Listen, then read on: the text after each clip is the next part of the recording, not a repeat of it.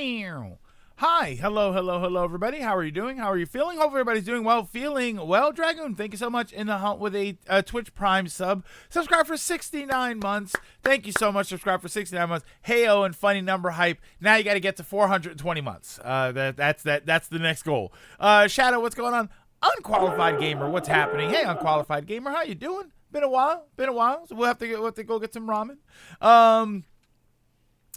Shadow in the hunt with a tier 1 sub. Subscribe for 26 months. Less funny number, but hype nonetheless. Absolutely hype nonetheless. Thank you so much, Shadow. Very much appreciate that. Feeling awake. Are you awake? Are you? I mean, it's 11 o'clock in the morning. It's you should have been awake for 6 hours already. Some of us have been awake for a long time already. I wake up at about 5 on Saturdays. I wake up at 5 and then I get ready and I go to the gym. I like Saturdays. I was thinking about this earlier today, and actually I was thinking about this kind of yesterday. Like, I think Saturday's like my favorite day of the week.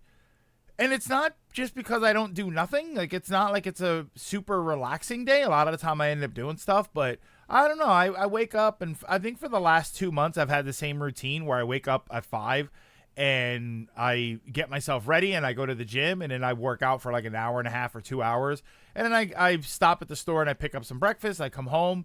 I make my little breakfast or whatever, and then I stream, and we have community day, and then I do errands. I clean up around the house. I do the laundry and mow the lawn if I have to, and then I relax. I take a shower, and then I relax and I sit there and I play a game or something. And I don't know. Saturday's kind of like my favorite day. It just for the routine of it all.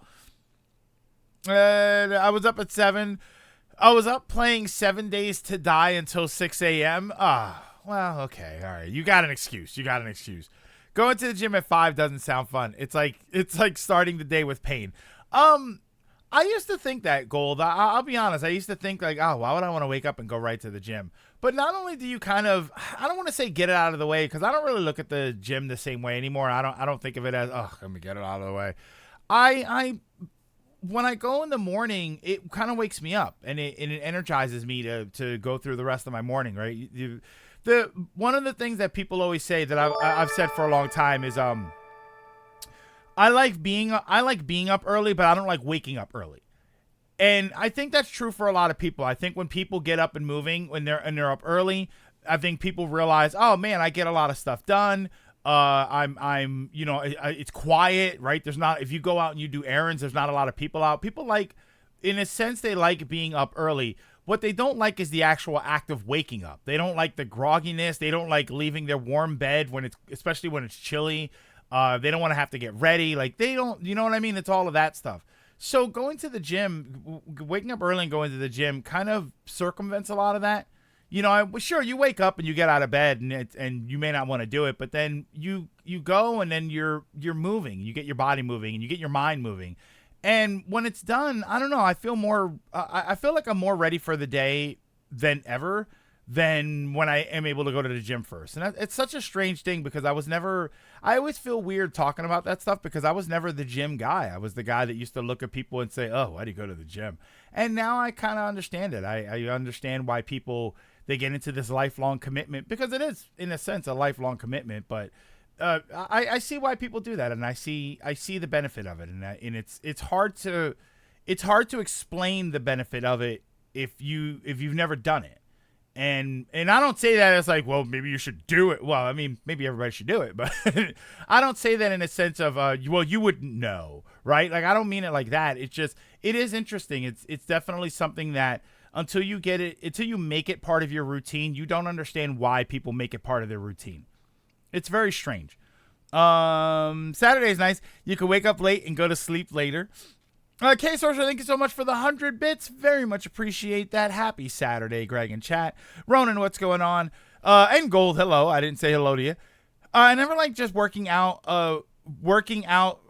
sake, for working out's sake. I was like more a byproduct of something else. And that's the thing. I love getting up early. I hate getting up for work, though. Yes, that's the other thing, KH, is that people associate waking up early in the morning because they have to go to work, and people don't want to go to work. You'll wake up early and do stuff if you get to choose your own day. But people wake up early and they don't choose their own day. They get ready and they have to go to work. I would maybe go to the gym more if it was close. If it's close, but U.S. housing law says. Well, that's the other problem. Yeah, our old apartment had a community center near, but that's not the case now. Yeah, I mean that's the other issue is that if it's not convenient for you to go, a lot of people won't do it. The thing you said though, there, I never like just working out for the sake of working out's sake. It's more like a byproduct of something else. The problem with that, one thing that I've noticed, and I've come to realize about it, is that working out for working out's sake. Because I used to do the same thing. Like the only reason I go to the gym is to get stronger so that I can lift more weights at the gym. Like it seems like a pointless cycle, but it's really not. I mean, the real benefit is that you're healthier. You feel better. You are able to move better. If you don't have to go to the gym and lift like 1,000 pounds or anything, but if you go to the gym and you're able to lift 50 pounds, then when you go throughout your day and you have to lift 20 pounds, it's not a problem. It does make you a lot healthier, and it has to become part of your routine. It's the way I've said it. I think I've said it here, but the way I've said it recently and the way I've looked at it recently is you don't take showers on the idea that one day you're going to have taken enough showers and you're going to be fine. You don't wait until you get completely dirty and then you take enough showers to get clean and then you don't take a shower anymore. Your hygiene is a part of your daily life. It's something that you have to do. It's something that you do for your own health. It's something that you do for your own aesthetics. If you want to look good, you wear clean clothes. That's not even a health thing. It's just you want to look good and you want to feel good, so you wear clean clothes and you shower and you clean yourself up and you make yourself smell good. Going to the gym's kind of the same thing. You don't do that because I have to go to the gym because I let myself go. Yes, if you let yourself go, it's time to go to the gym and start sort of taking care of that. But when that's done, when you get to a point where you don't feel overweight anymore, you're not out of breath because you ran 10 feet. When you get to that point, you still have to go. You still have to be active. You still have to do things. And if you don't, it doesn't have to be the gym. If you go cycling, if you like to run outside, it's just about being active. It's not really about the gym specifically. It's just about being active. But it's something that you have to do. It is something that you have to do for your health and for your well-being. And again, you don't have to go 3 hours a day, 7 days a week. You go and maybe an hour a day, 3 times a week. And that's it. And that's the commitment. That's all that it takes in order to be healthy physically when you do that. And mentally. It'll be a 15 to 30 minute walk or a 7-minute car drive. And gold, that's what it is for me. It'd be a 5-minute. It's a 5-minute drive or it's a 25-minute walk from my house to the gym. But that's my cardio. I walk to the gym. I do my lifting and then I walk back home. And then maybe I'll do some cardio on the treadmill or the elliptical or something. And then I walk back home. I just have it as part of the workout. It's just that's what it's there for. I could take the bus, but I'm not going to. It's cheaper to walk and it's healthier to walk. Mama's so sweet. She needed help with something, but heard the stream start and was like, you don't have to just have him help me. Wait, get back to your stream sitter. It's like, Uncle Chet, yeah, go ahead. You go help your mom. That's what matters. I can only lift 49 pounds. Working out for working out's sake, you need to be training for the tournament saga. Jerf, I've heard that I work out so that when I fight Goku, he'll need 2 transformations and a whole arc in order to beat me. I don't go to the gym, but I do make myself, weather notwithstanding, go for a long walk. It's healthy. It makes me feel better, and it's helped me lose weight. Yeah, you just have to be active. It doesn't have to be the gym. You just have to be active. But there's a lot of different activity. There's a lot of different ways to do it. And people say, I don't want to go to the gym because I don't like lifting weights. All right, then run. Then go do cardio. Go walk. I don't like running. Then walk. Then do something else. Go ride a bike. I find it pointless because my job is 4+ hours of physical activity. So stretching and power walking is all you need. Alpha, 100% true. That's why I say it's more about activity. If you have a job where you're doing things and you're active and you're lifting stuff all day long, you probably don't need to work out at all. In that case, I would just say monitor your diet. But if it doesn't feel like enough, or if you feel like doing something a little extra, or if you feel like doing something recreationally, then throw a little something else in there. It's easy to underestimate it. But even just walking is a step in it's a step in a healthy direction, because a lot of people are going from nothing. A lot of people, unfortunately, that's where I started. Is that I went from years of nothing to then doing that. But then you have to walk back. That's extra cardio. That's free cardio. The best part of the gym is that it's an exercise playground. Use it to figure out what you like doing and can tolerate, and then find an alternative at your home. Yeah, it's great. My only problem is that I like lifting. Lifting is the thing that I really enjoy the most. Lifting heavy. So in order for me to have that set up at home to lift the way I want to lift at home, it would actually be a lot of money. Like I looked into it. I looked into what it would take to get comparably the same kind of equipment, and I think it's like $1,500 to get the equipment to do the majority of the workouts that I do at the gym. It would be like $1,500 to get that stuff at home. Which, you go to Planet Fitness, it's $10 a month. You don't like lifting weights? Then run. Sounded menacing. Yeah. I don't really like lifting weights. Run. It sounds like I was about to chase you. I have to go immediately after work with my bag, because if I go home and change, it's not going to happen. That's exactly what I do, Pepper. That is exactly what I do. Is I bring my stuff in my bag right now that I carry with me. If I were to go to downtown to get some food, if I were to go to work right now, if I were to go anywhere, the bag that I bring with me has my headphones, I have a towel that I always bring with me that I air out when I use it. I have my lifting straps, and I have my wrist straps. And do I have anything else for gym in there? Not really. Just like my keys have the little gym tag on them. I keep all of that stuff there, because yes, if I go to work and if it's cold, I wear my pants because I have to wear pants for work. I wear my pants, and then I keep my shorts in my bag. If it's warm, I wear my shorts to work, bring my pants, change at work, and then change back when I'm done, and then I go to the gym. If I come home, I won't go back out.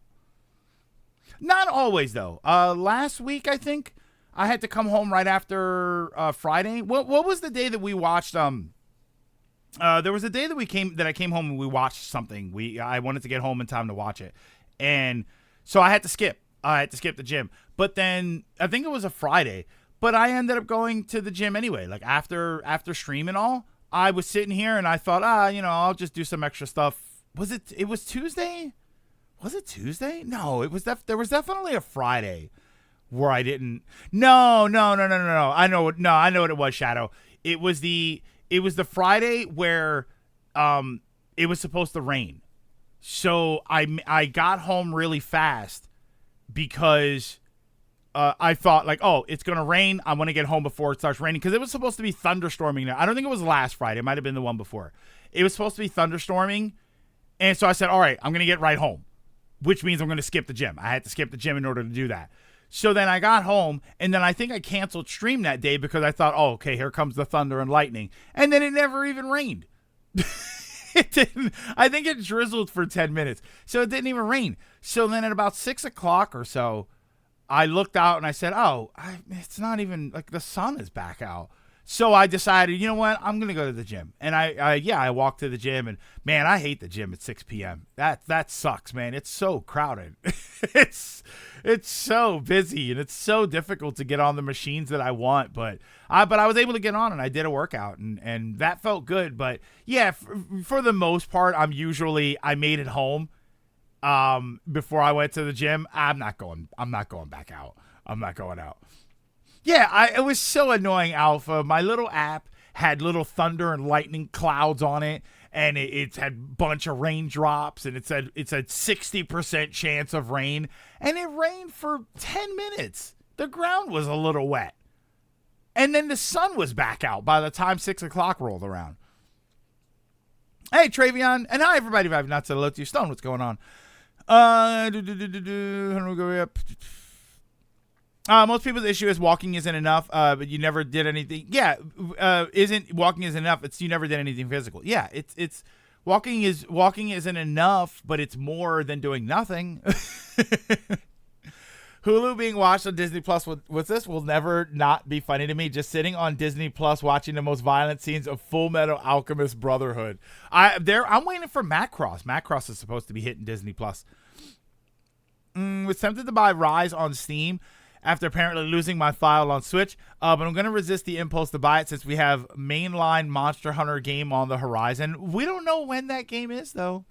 To be fair, we don't know. Stone, here's the thing, though. We don't know when Wilds is, but realistically, do you want to play Rise again? Don't you have a backlog? Do you have a backlog like the rest of us? Play something else. Don't like lifting weights. Run. When I'm on late shift, I'll be there after work, which is like 8 o'clock, and that building is packed. God, I hate it. I can't stand it. Rise is very good.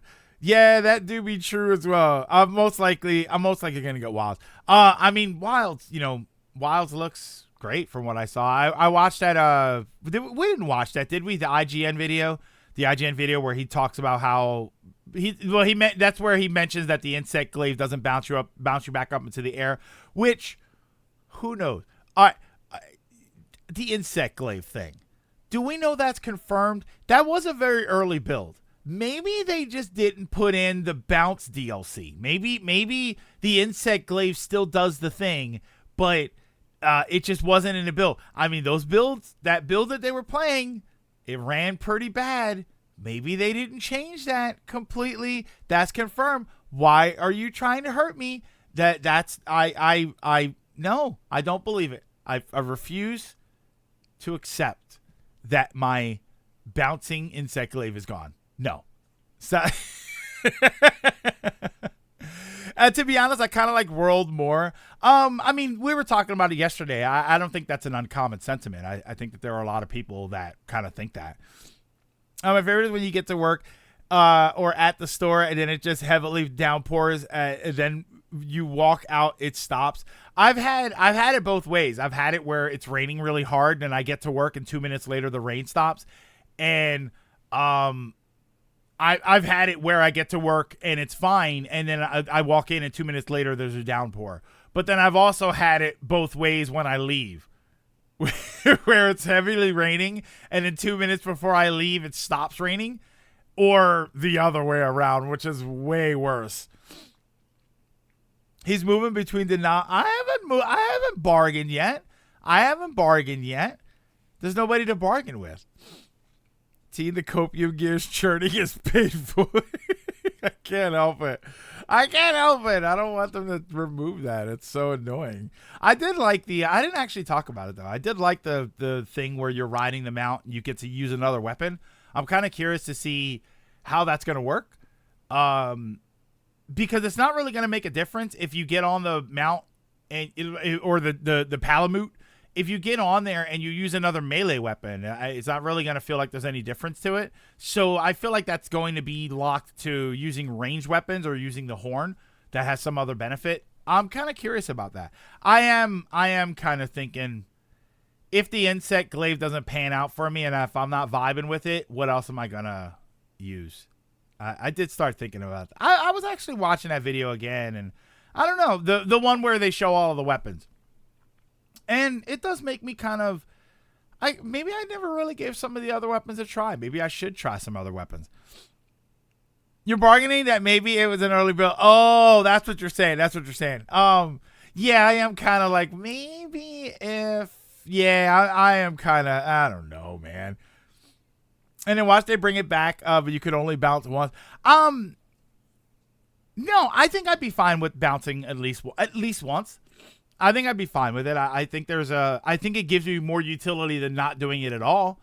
Because I think you can only do it 3 times. That's the thing. That's the thing that a lot of people, like, if you're not familiar with that, I think no matter what your stamina bar says, I think you can only bounce 3 times, or technically twice. I think you can jump up, you can spinny and bounce, and then the last time, even if you spinny, it won't bounce you. So I think you have to land on the 3rd one. So even doing it once is like part of it. It's a little bit. Rest in peace, Glaive, 2013 to 2021. Well, no, 2024, still playing Rise. It's not dead until Wilds comes out. On OG release, you used to be able to bounce for so long. Yeah, see, that's the thing. I think you can only bounce 3 times. I don't know. I don't remember Worlds, but I think in Rise, I think you can only bounce 3 times. Like I said, or bounce twice. You can have 3 cycles. So you jump up and you get a cycle, and then you bounce. You get a cycle, and then you bounce. You get a cycle, and then you have to land. So when you end the last one, it's better to just do the spinning where you land on them. That was always better for me anyway. And I'm still getting annoyed by the DPS is better on the ground. Yeah, but I also get the DPS in the air. While you're on the ground waiting for the enemy to land so you can hit it, I am DPSing in the air. It's like daggers when people not the dual swords. I just mean games like this where they have melee classes and stuff where you got like the big heavy axe wielders and the sword wielders and stuff, and then you get daggers. Daggers are always the weakest weapon, right? Out of all the melee weapons, daggers are always the weakest. But the trade-off is that daggers usually attack much faster. And that's kind of how I looked at the glaive. Like, okay, yeah, the DPS is better on the ground than compared to the air, and it's better for other weapons than it is for the glaive itself. But I have so much mobility, and I can attack in such a fast, speedy way that I make up for it for the number of times that I hit the boss or that I'm hitting the monster. You have to let it go. I'm not letting it go. Yeah, by Worlds and Rise, it was hard limited, I believe.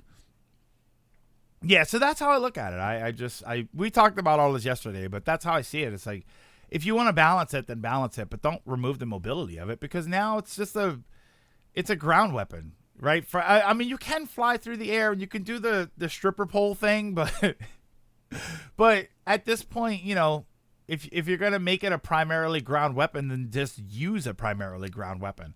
That's why I said I legitimately thought, depending on how this goes, I may have to find another weapon. Your experience with Sword and Shield players felt when Capcom took away oil coatings. You used to be able to boost them with those, and I miss them dearly. You can still be far more mobile than almost any other weapon without the bounce, because you still get the vault. That's the thing. That's the only thing that I will say about the weapon is that you're still going to get to vault with it. You still get to vault. You still get to launch yourself through the air. You just don't bounce back up. So there still be some mobility to it. I hope that they don't penalize you. That would be nice if when you vaulted, it doesn't take a hit to your stamina as much.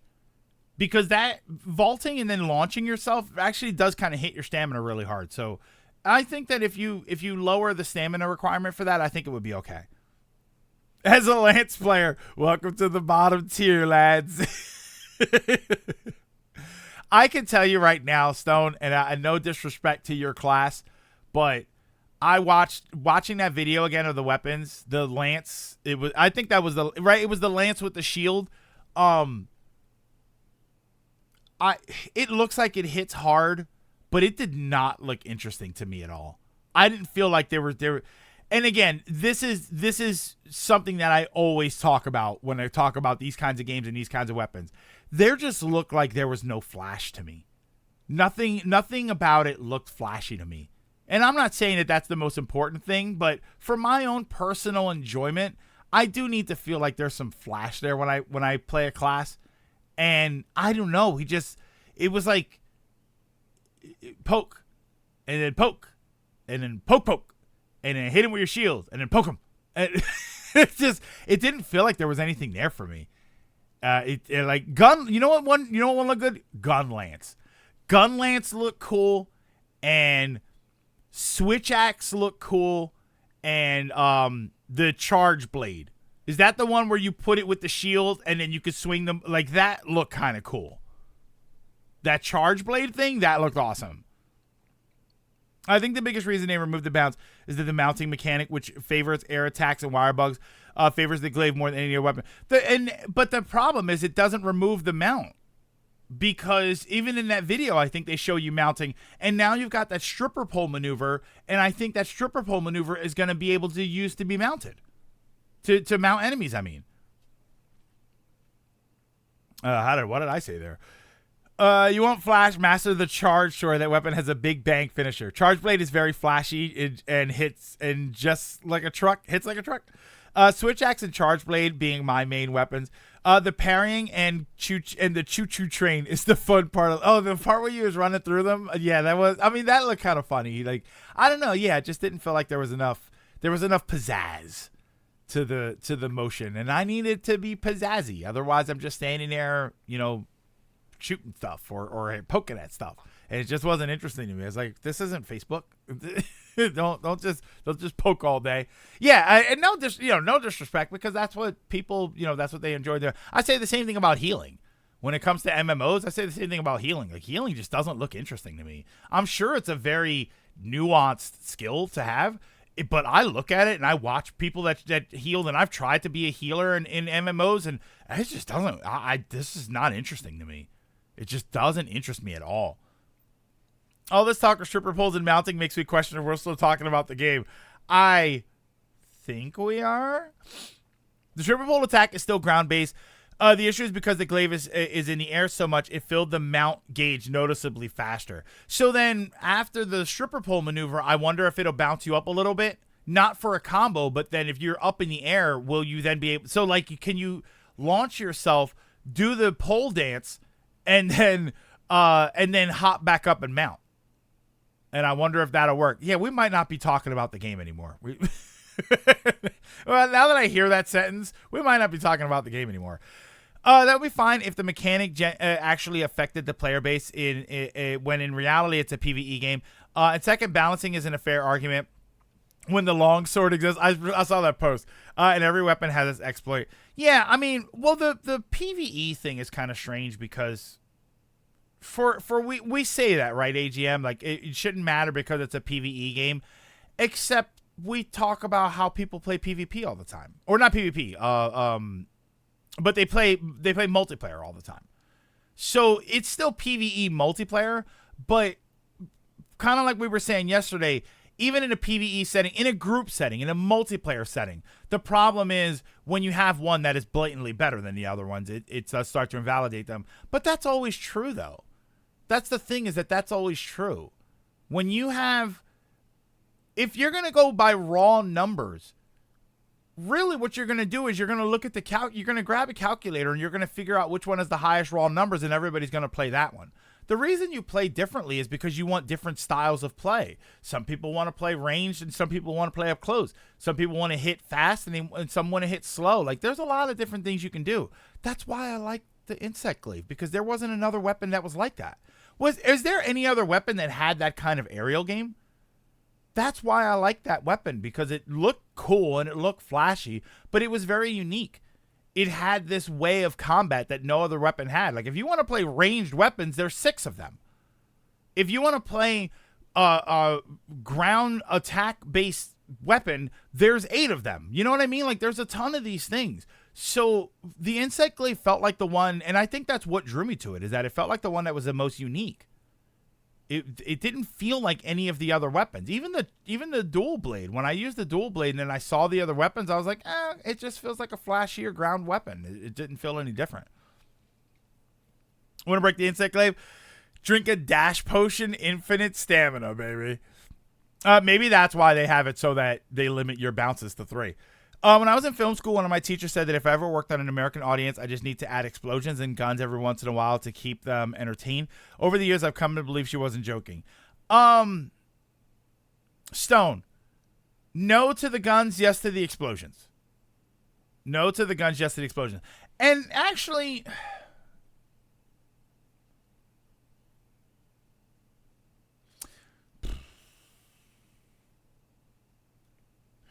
I might say one or the other, but I think it's possible to do without either one of them. I think it's possible. What I would say, Stone, is you need hard-hitting action. That's what we like. As Americans, that's what we like. Sure, there is a culture of guns that we do like some sort of gun-based combat. An explosion here and there is always nice. There's nothing wrong with that. But I think that there are things that used to be very popular here that didn't have either one of those. I remember when I was a kid growing up, people used to love martial arts movies. I don't know if people still watch martial arts movies, but we always had, like, Saturday afternoon. They had martial arts, right? Of action. What the hell did they call it? It wasn't Kung Fu Theater. I forget what it was called. It was like we had a block of martial arts movies, and they were always super popular, right? Bruce Lee was always a popular character, and so we just need good, hard hitting action. It just needs to be exciting and entertaining. But guns and explosions don't particularly hurt, but they do alienate people, especially nowadays. There are people that would rather watch swords and magic than guns and explosions. But even the funny thing is, even Lord of the Rings had an explosion, right? In the Two Towers, they had the explosion where they blew open the wall at at Helm's Deep. So even they had an explosion there, but no guns. Sword and Shield to an extent. It's got a lot of moves, but that cause you to bounce up and then come smashing down again. That's the thing, like you say, there's always been that true, and it never mattered. In Monster Hunter, the new weapons was always better than the other ones. Balancing was never a thing. It was always about expressing yourself and having the weapon you felt like having. That's exactly why they limited it to 3 bounces. My mom sends her love for your awesome streams. Tell your mom I said thank you for that, and she's awesome, and she has an awesome kid. There you go. Morning, Logan. Why aren't they shooting more often in Blade Runner? I mean, yeah, even Blade Runner is a kind of right. Blade Runner's old school, and that's a noir sort of, right. What do you call it? It's like a cyberpunk noir. And I don't remember there being a crazy amount of that stuff. I mean, the problem is I also found Blade Runner to be very slow. I don't think I was the biggest fan of that movie, but you have Lord of the Rings, and you look at Star Wars. Star Wars is very popular, and sure, you have guns, but they're laser guns. And then, or is it laser? I don't remember if they're lasers or not. But you have that, and the explosions. I guess there were technically explosions in there. Yeah, Trios, what's going on? Trios, I heard a volcano erupted in Iceland. I hope you're doing okay. Large medieval battles are exciting too. Yeah, look at Winterfell and Game of Thrones. Yeah, I think that the American audience is fine with different kinds of action. I don't think it always has to be guns. Like, I know that's the cliche, but it doesn't always have to be guns. But it does have to be action. It does have to be action. I think that American audiences do love good action, but it can be anything. It can be car chases. Look at. That's what always kind of drove me crazy about Fast and the Furious, is that Fast and the Furious went into this drug dealers with guns and stuff, and it's just like, but that was never the point. I never felt like that was the real point of Fast and the Furious. Like the only time there were guns in Fast and, like, the first movie. The only time I think there were guns in that movie were when they threatened Brian because they thought he was sneaking around and they were suspecting that he was a cop, and the bad guy, the Asian bad guy, the one that chased them on the motorcycles, and they killed Jesse. Like, that's it. Everything else was like cars and driving and stuff, and that was fun and that was exciting, and it was exciting enough to have multiple movies. There were no guns in the third movie, and I think the third movie is my favorite one. Although the third movie is also the most different one. If you want a flashy weapon, I recommend Gunlance. See, Gunlance and Chargeblade, those are the ones that looked interesting to me. The bow guns, I don't know. The video that they showed for the 2 bow guns, they just look like stand back and shoot. The bow looked kind of cool, though. The long bow or whatever it was, where the guy's jumping around and he's jumping up in the air and shooting. That looked kind of cool. The point was family. You're fine. Okay. I won't join a Monster Hunter Watch today for 2 reasons. Wait. One, I'm HR. Well, so am I. If you're saying high rank, I'm high rank also. I'm not master rank yet. I'm not at level 100. My Switch's fan is acting up, and I can't fix it because the screws on my Switch are worn. Oh no, I can't take them out to replace the fan. Well, that's definitely a problem. Ronan, I would probably spend today trying to figure out how to get those screws off. There was one gun in Tokyo. There was a gun in Tokyo Drift? Who had a gun in Tokyo Drift? The dad had a gun. The dad had a gun in Tokyo Drift. Oh, no. Han got a gun pulled on him by the big bad. The dad also had a gun. That's right. When the bad guy pulled the gun on Han, the father showed up and he had a gun. Yeah. But nobody shot. Nobody fired any bullets. No. I'm sorry. No, this they did during the final chase scene. That's how Han's car got flipped over. I believe he was shooting at him. Yeah, he was shooting at him in that movie. So there were guns in that movie. There was a gun in that movie. One gun. That's right. Bowguns have a lot of utility. Either have super sniper shot or machine gun time to die mode. Hobbs and Shaw is always the one that made me realize these movies are insane for the right reasons. Having The Rock just hold a helicopter in one hand and a truck in the other makes you realize the series was never trying to be grounded. Yeah, and I've said that before about Fast and the Furious. Like, obviously it's gotten way more ridiculous and it's gotten way more over the top, but the idea that the first movies were grounded and they were using spear gun grappling hooks to hijack moving trucks, I mean, at some point we were already suspending this, right? We were already suspending belief in those movies. We were never dropping cars from space, which we apparently are now. The memes that use that song at the beginning of Tokyo Drift with things skidding always cracks me up. There were a couple songs in that. I don't know. I don't remember which song it was, because there were a couple of songs that were used in that. If you're thinking about the song that I'm thinking of the most was that wasn't at the beginning of the movie. That was the one, I believe that was the one when they first go to the car meetup. Roman and Tej went to space. The one where they first get to the races, I think it's called Tokyo. I'm thinking of the Fast and the Furious song. The one, I wonder if you know. Fast and Furious. That's the one that I'm trying. That's the one that I'm thinking of. Boom, boom, boom, boom, boom, boom, dun, dun, dun. Yeah, okay, that's it. My singing career starts tomorrow. Heavy Bowguns are my favorite wire bug skills. Besides SNS, sure you can. Where you can load up web machine gun bullets, stick, and make any part they hit vulnerable to breaking and cutting. It's kind of funny to watch the franchise in order. You see what people thought were cool cars like 20 years ago. Yeah, it's Tokyo Drift.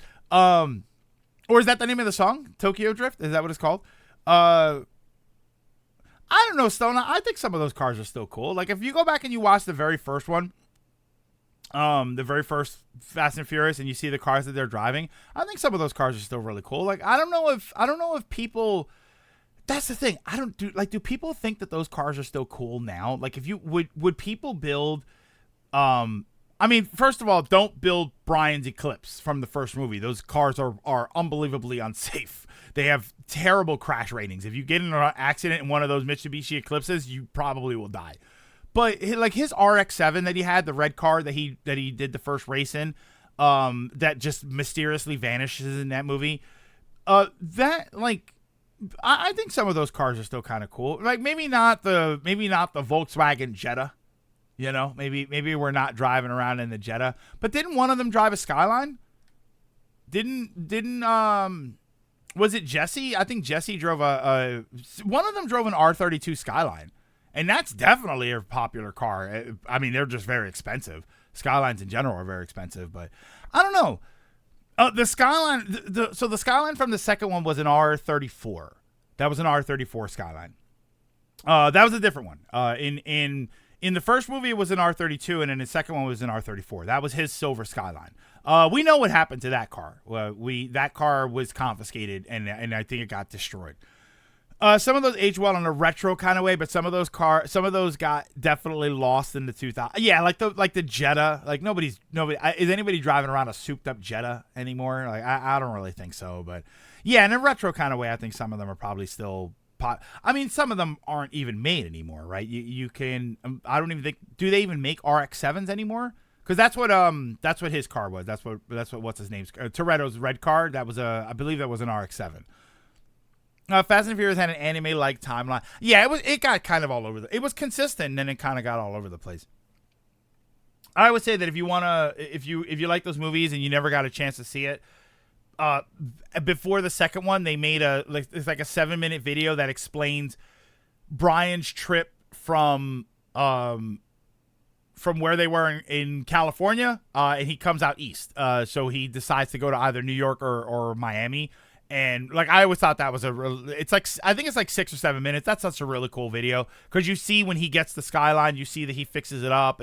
There's a whole set of twists and turns that go like I would have liked that as a movie. I think that would have actually been a really good movie. They turned into Agents of S.H.I.E.L.D. Nephiloid, thank you so much for the 5 stream streak. And Ronan, I saw it before. Thank you so much for the 10 stream streak. I continue climbing. Re-climbing. I do kind of wish you could go and like, I was there. Please give me back my streak. My favorite is still the Buick Grand National from the 4th one. That's the one. When did he drive the Grand National? That wasn't the car that he shows up in Japan with, right? What's the car that he shows up in Japan with? That Toretto has at the end of Tokyo Drift, and I think he has it. He never even has it for a movie. It literally is for that one scene. That wasn't the the one at the beginning. Oh, I know which one you're talking about. Yeah. I had a friend that had one of those a long time ago. They had one of those. Probably have to say the second movie is my favorite. The second movie is your favorite? I think the second movie is fine. I wasn't really a big fan of all the CG stuff that they did, but I like the characters in that movie. I think that movie was a lot more fun than the first movie, and I appreciated it for that. I still think the third one is my favorite one because I think that the third one is the only one that is purely about racing, right? He gets into trouble because of racing. He finds the friend group because of racing, and at the end of the movie, racing is what solves the problem. They have to solve everything with a race. So I like that. I like that movie is actually about driving cars and racing and stuff. And I think all of the rest of the movies were character drama, which I'm not really. I like. I appreciate the character drama. Or it was like drug dealers fighting, right? You're battling drug dealers, or you're battling espionage and terrorism, and it's like, can we just like drive cars and like that's really all I want to do is all I want to do is to show off a bunch of cool cars. Like, can we just do that? I think it's why I like 2 because 2 is definitely a lot of fun. 2 is definitely a lot of fun. I had a lot of great character moments. I do get a kick out of that movie. I gotta go back and watch the first 3 now. And Eva Mendes isn't bad either. I don't know, man. I look at Eva Mendes and I think she's gorgeous, but she looks like she would hate me. And not in a good way. She looks like she would look at me and think and immediately out loud look at me and say, not good enough, and then move on. Does that sound weird? I don't know why. Like, I don't even know why she would think that. I feel like she would see me and just think not good enough. And like if she showed up at a blind date with me, she would say not good enough and then move on. And it's like, wait, what? I didn't do anything. Oh, Toretto's car at the end of Tokyo was a 70 Roadrunner. Okay, all right. Yeah, which we literally saw twice at the end of that movie, and then I think in the 5th or 6th. What's the movie where he goes back and he talks to that guy? He talks to Sean. I have a good community day. Today I have to do an all-dayer, but I have my interview lined up to be an assistant teacher, which will give me a better work environment, a structure schedule, and give me school vacation and holidays again. Plus, they're paying $2 more than over here. Flip, if they were paying $2 less, I would say take it. I get out while you can. My favorite was probably Furious 7, but good luck, Flip. I do hope that everything works out with that, and I hope you're able to get out of there. And remember, Flip, more than anything, I want you to remember, no, you do not owe them 2 weeks. That's gonna be my last bit of GameStop advice to you is no, you do not owe them 2 weeks. I don't know why I'm thinking of that blind date show. I like 5, and I think the end with the safe. I think that's awesome. The 5th movie where they drive around and they're dragging the safe. What a great sequence that was. What a fantastic action sequence that was to me. Last year I got to work with Daniela Melchior. Is it Melchior or Melchior? Apparently, Jason Momoa has improvised the face lick, so that's genuine. Wait, what? Hold on, face lick. Hold on, what's happening? 7 was Paul Walker's last one. That was the good one too. You owe them what they gave you. No notice. Furious 5 was my favorite. I love the character dynamic, the plot, and the action. It's even filmed in my childhood area. They probably owe you 2 weeks worth of days off they took away from you. Yeah, they owe you 2 weeks. They owe you 2 weeks of pay is what they owe you. All right. So here's what I'm going to do. I'm going to take a quick break. I'm going to run and get some coffee. And then when I come back, we're going to jump into Monster Hunter. Monster Hunter Rise. We're not going to do anything crazy. I haven't started the Sunbreak stuff yet. So I will probably just jump into just do some regular hunts. They're high rank hunts. They're not the master rank. So if you're high rank, you're more than welcome to hop in, and we'll just we'll run around and we'll do a couple of battles. And what I'll do is I'll go, if you can help me out. I'll go through the event quests, and then I'll try and pick I want to get all of the pieces of gear that I can get through the event quests. So that's how we'll choose our missions, and we'll just get some missions. And if you guys have any missions and stuff that you need done, we can do that too. I suspect that there won't be a ton of people playing. I know that there aren't a crazy amount of Monster Hunter players. So hopefully everybody will stick around and we can have some fun with that. But yeah, give me a few minutes and I will be right back.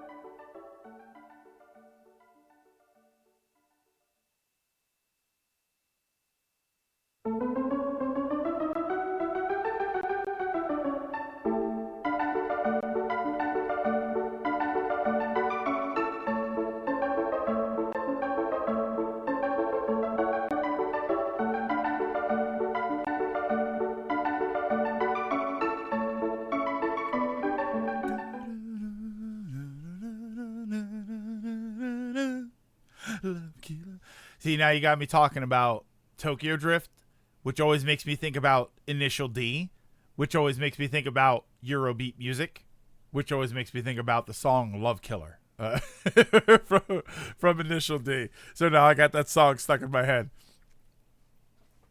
Well, Love Killer. That's good stuff, man. Have you ever watched Initial D is fine. I think it's a great show. It's definitely. I don't think you need to be in the cars, but I think or racing or anything, but I think it's still really interesting. I think some stuff happens and it definitely helps if you're in the cars. But the music, like, you understand. I think people understand why when you watch that show and you see how exciting it makes all of the races and you listen to that super Eurobeat music, I think people understand, yeah, this is good. This is, yeah, I see. Like, I kind of get it. And I think it's so good. I go, what's the DK stand for? Donkey Kong.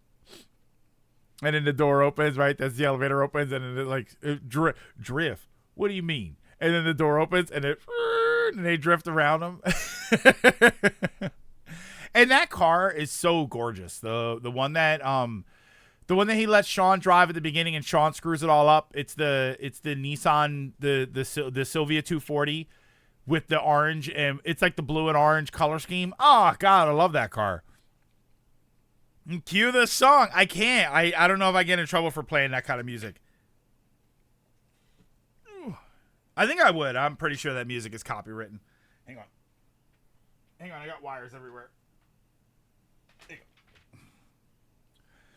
Yeah, he wrecks it, and then at the end they put that engine. That's the engine that they put into the Mustang, which is hilarious to say. Which I don't even know if you could actually do that. I wonder if you could put that motor in there and that whole engine in there. Yeah, it's definitely copywritten. Her religious netcode in which game design for according to directors design flaw Capcom main reason for Capcom is a possible frame rate. Oh, are you guys talking about the goofy frame rate from the Wilds footage? You have to do mini gear quests 2 to 3 times. Because you only get so much material to make it per hunt. Yeah, and that's the thing is I had that with the other one with the one where I made my leather pants. That was the same problem, is that I had to do that one a couple of times. Yeah. Hold on, let me change. Yeah, I'm not actually walking over. Monster Hunter Rise.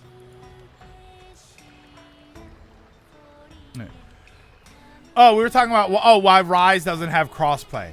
Well, we kind of talked about not crossplay specifically, but it's probably the same issue we talked about yesterday, which is that they wouldn't have designed the game for crossplay because they originally thought they weren't going to make any other versions of it.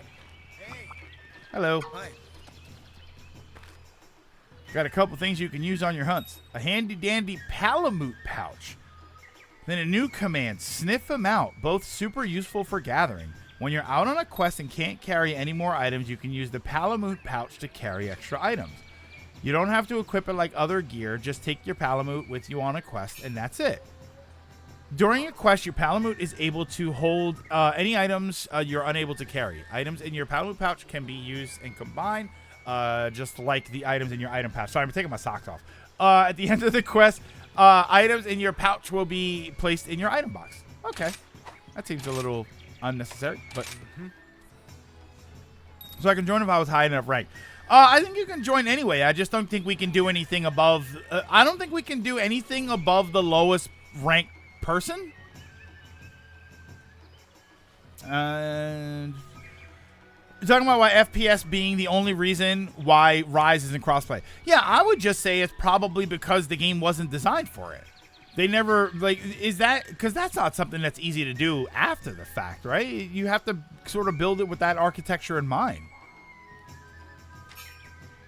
Using Sniff Amount command will mark the locations of herbs, ore, and other items, as well as endemic life on the map. Items already gathered and endemic life will be displayed. However, there are certain items in endemic life that will not be displayed. Yep. Now, Palamutes are even more useful than ever. Please make good use of them. I'd love to hear what you think next time you're in town. Until then, enjoy.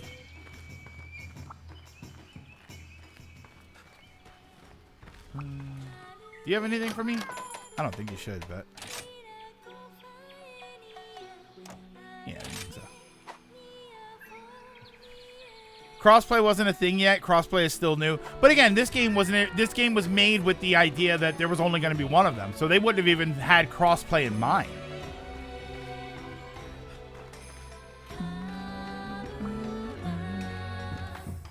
All right. I'm just looking to see what's different. If they give me, if they say anything different to me. What would you like to do? No, I know. I'm just checking first. Yeah, so Master Rank I can't do yet. It won't let me do any of these. So high rank, and then we can do. We'll probably. I want to probably do the Blue Bomber one. I want to see what I get. What I get for doing that one. Until next time. Yeah, you have to actively design the game's netcode with crossplay in mind. Otherwise, you end up with problems of suddenly adding it after the fact. Yeah, so this game was designed where they didn't think they were going to make any other ones. You can do Master Rank if it's on the mission screen. I've tried it. I tried it before, and it said that it said that my rank wasn't high enough.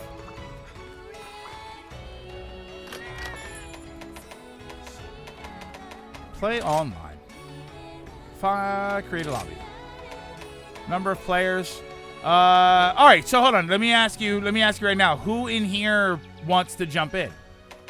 Could I set it to be higher and then? Oh no, it has to be 4 maximum anyway. Passcode.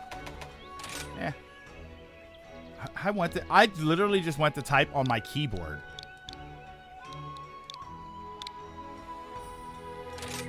$8448.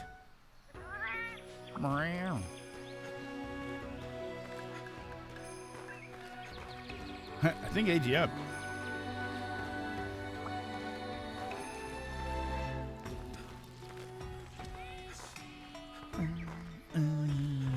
Do I have any other weapons that I can make for... Because you can layer weapons, right? Can't you do that? I can make... How does the layering weapons work? You just use other weapons, or do you have to make special ones?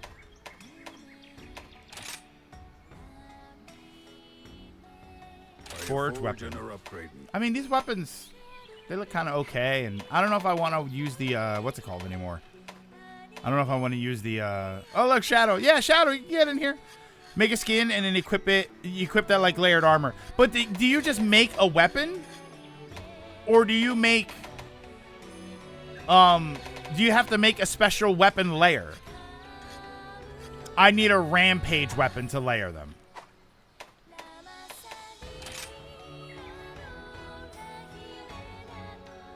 It's something you have to make separately. Is it this guy? Oh, I was quoting Matrix. Great, I was quoting Matrix. Yeah, I don't know who do I forge weapon? Because he just forges weapons. Wasn't all that good at this. I'd have to relearn everything. That's why I didn't really do this until recently, because I had to like relearn everything. Forge. See, he just forges layered armor for the animals. In Forge Weapon... Oh, in Forge Weapon, there's a rampage tree. Forge Weapon... Where? Are you foraging or upgrading? Like here? Or rampage tree? So wait, I can only make these? So I have to make one of these. So these are my only options to forge a weapon. But they look all the same.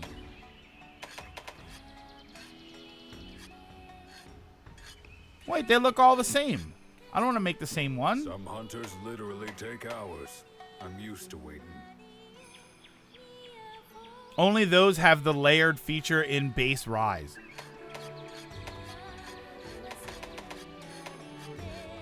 Wait, all right, so wait, what you're saying is I need to be using this weapon and then I can layer it with another one?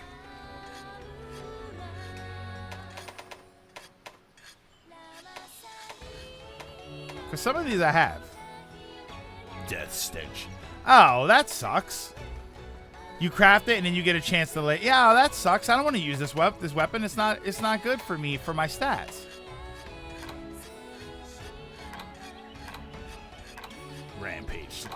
Yeah, I don't remember this weapon being any good for my abilities.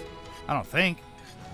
Ah, that's a bummer. Why can't I just do the same thing with the other ones like I can with the other ones and just put any weapon on there? Because that's what I have equipped right now. I guess it's kind of the same.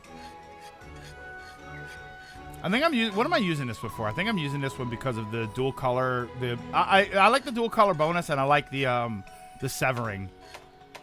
Does this have that? Severing, dual color. Yeah, so it does kind of have that. It's like a level 3 though. It sucks. That's a bummer. I should be able to put any weapon on. Well, any insect glaive on there. Goodbye. All right. You got anybody else? Let me know if anybody else wants to hop in. Oh, you need. Do you need this? R56TW7, if anybody else needs that.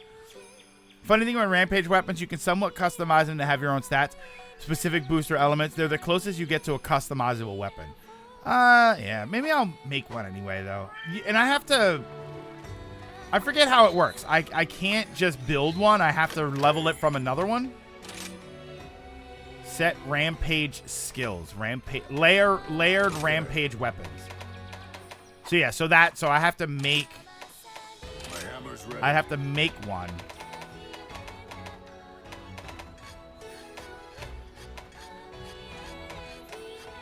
I can't even make the last one. So this is the highest weapon that I can make, and then I would need one of these blaze sacks in order to make another one. So I can make this rollback. What? Oh, wait. No need to hurry. I have to make There's this one plenty of first? time. I mean, I haven't... Oh, is that you, Solar? Okay. I don't remember how this works. I already have one. Oh, yeah, I do have one. I do have one. So I do have one. All right. That's right. I forgot the little chest thing. So I can't upgrade it to the next one. I guess that's because of Sunbreak. So I do have one already. So, yeah. Can I... Yeah, I guess I'd have to customize it myself, right? To make it like my other weapon. The problem is, if I were to set one up to have a layer, I kind of like this one. It's just, like, I think this looks cool as a weapon. Why did that load up? I mean, you got the giant squid. You got that thing and that thing, and you got poker, and you got this. I used this one for a while. I was using that weapon for a long while. You got this thing and this thing. Most of them are just kind of. You know what's funny? Looking at the equipment for this looks like an axe. This doesn't even look like a like a glaive. Watching that video for the weapons and stuff, I was looking at their gear, like the outfits that they're wearing. This game looks more wild than wild. If you look at the gear in the new game, it looks really it was super cool, but it doesn't look wild, you know? Actually, a big fan of this game. I haven't played it for a while, but it's great to see you playing it. Yeah, I haven't played it for a long while either. It's been a running gag here for a little bit. See you later. You no longer need to play Rampage to fight any special monsters. They all have their own quest for normal hunts. Oh, thank God. Viewer, Sunbreak is going to make that window, that weapon window, go several slots to the right with the upgrade options. All right, so once I get... Ah, look at you. HR6. We'll get you up there.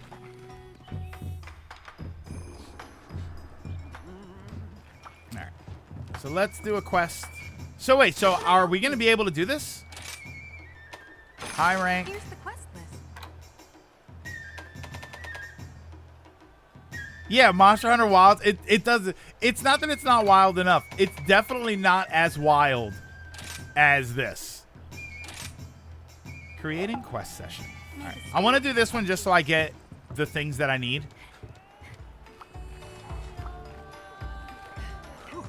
Oh wait, Solar won't be able to join. Hold on. So how do I? Oh, wait. Hold on. I'm gonna cancel that then. I'm gonna hold on. No. I'm gonna cancel that. No, wait. Solar, see if you can join. See, are you able to join this battle that we're in? I'll do something that you can do too. Here, let me get my food first while you figure that out.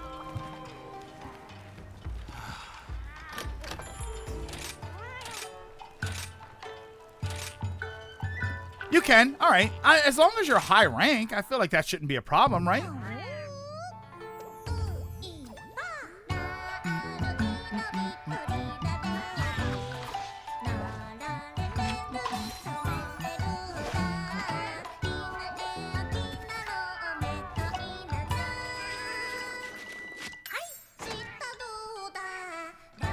New mission, protect Solar.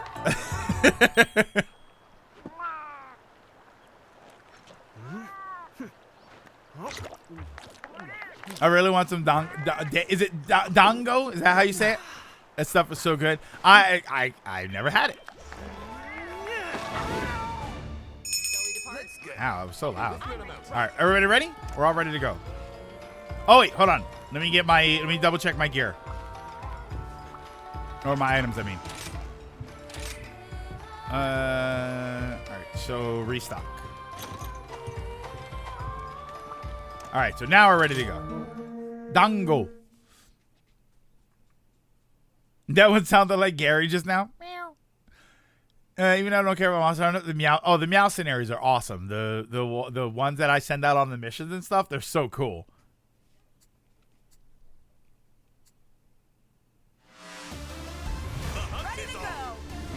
The hell? Oh, this is just a monster. Okay. Oh, this is great. All right, we ready?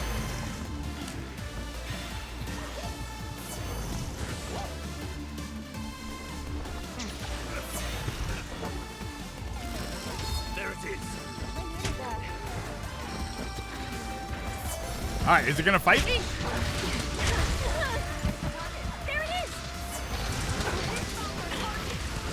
Oh no!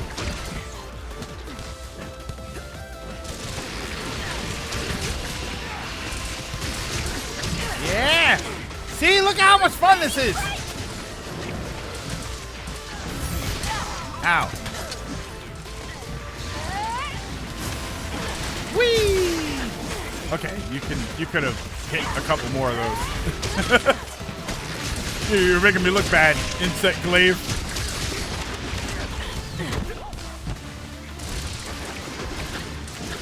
Okay, I'm just whiffing a whole bunch there.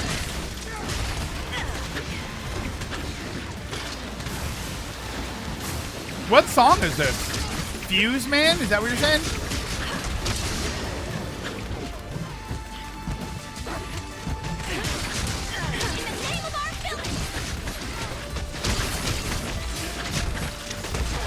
The flipping animation looks extremely floaty though. The mine, you mean?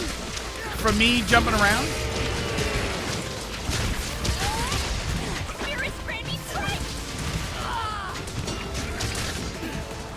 Ah.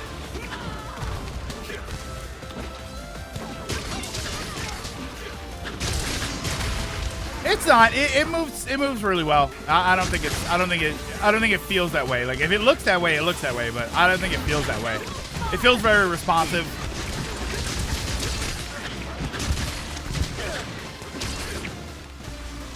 Ow.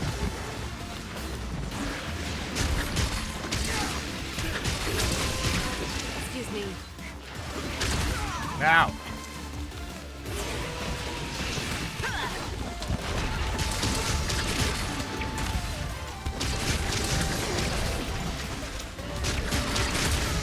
Ah! Oh no, I mean to do it.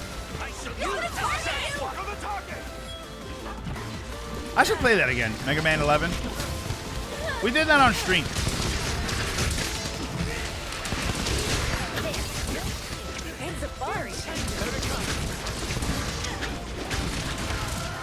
Oh no, wait, maybe I do get 3 bounces. Hold on. I think I do actually get 3 bounces. 1. Ah, hold on.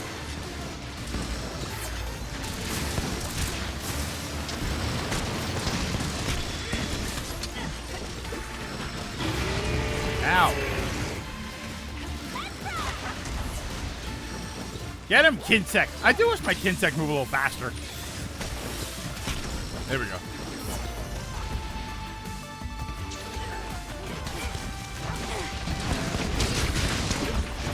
Ah, dude. One. Oh, hold still, Xenogore.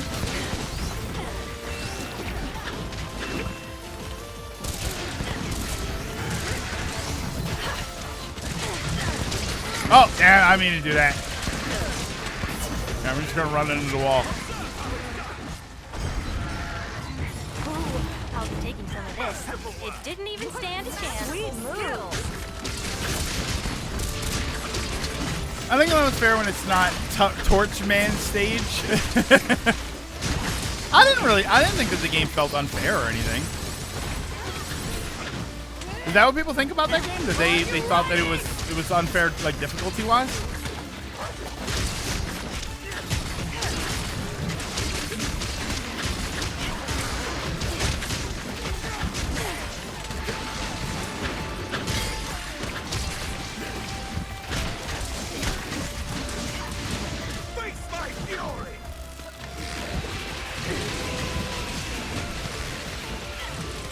Oh no! Definitely challenging, but not. Yeah, I didn't particularly think it was unfair. What have we here? This has been most enjoyable. 9 felt way cheaper. I shall put this to good use.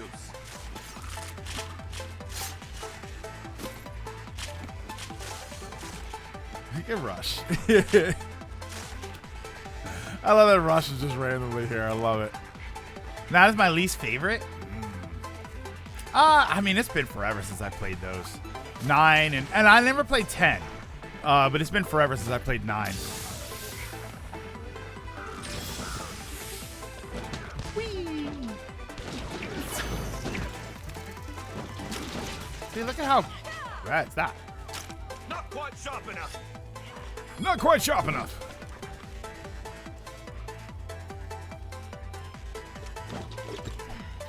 All right, so Solar, you were able to get in with that. Hopefully you got some good experience off of that. I didn't like 9 or 10 as much because it felt it was a step back rather than forward with Mega Man. They took ability. Well, the 9 and 10, you got to remember 9 and 10, 9 especially.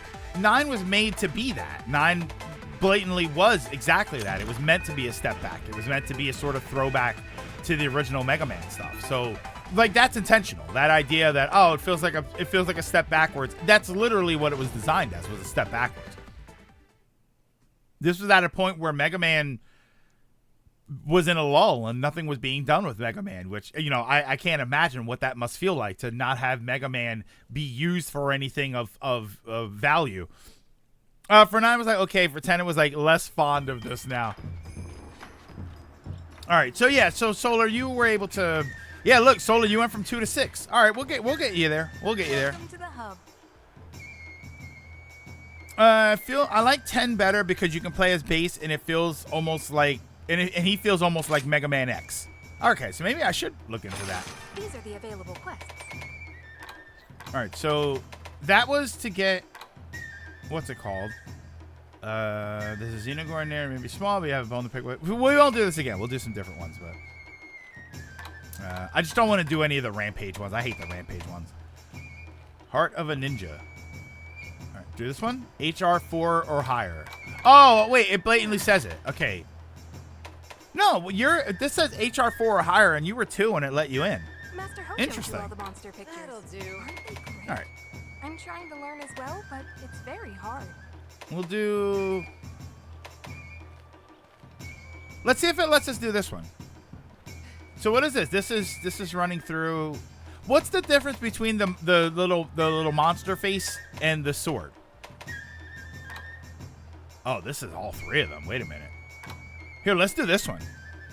Let's do this one because this is all 3. Solar, I kind of want to see how many levels you get when we do this one. You want to do this one? Good luck out there.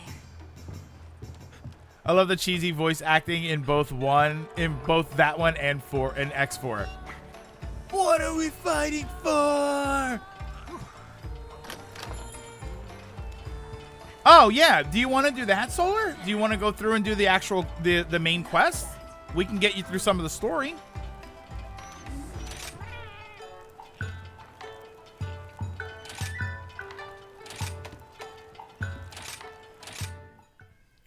Boom, boom, boom, boom, boom, boom, boom, boom.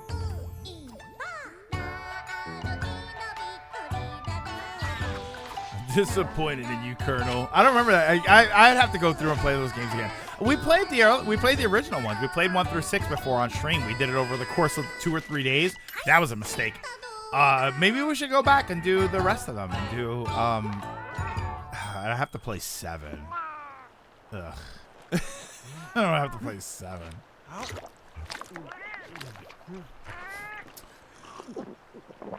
I'm not done Narwa yet, let alone the counting at monsters. So yeah, we can do the mainline quest. Yeah, so why don't we finish this one first? Because this is 3 monsters, so this is gonna get your level up. And then we'll go and we'll help you do the mainline stuff. As long as it lets you take this quest.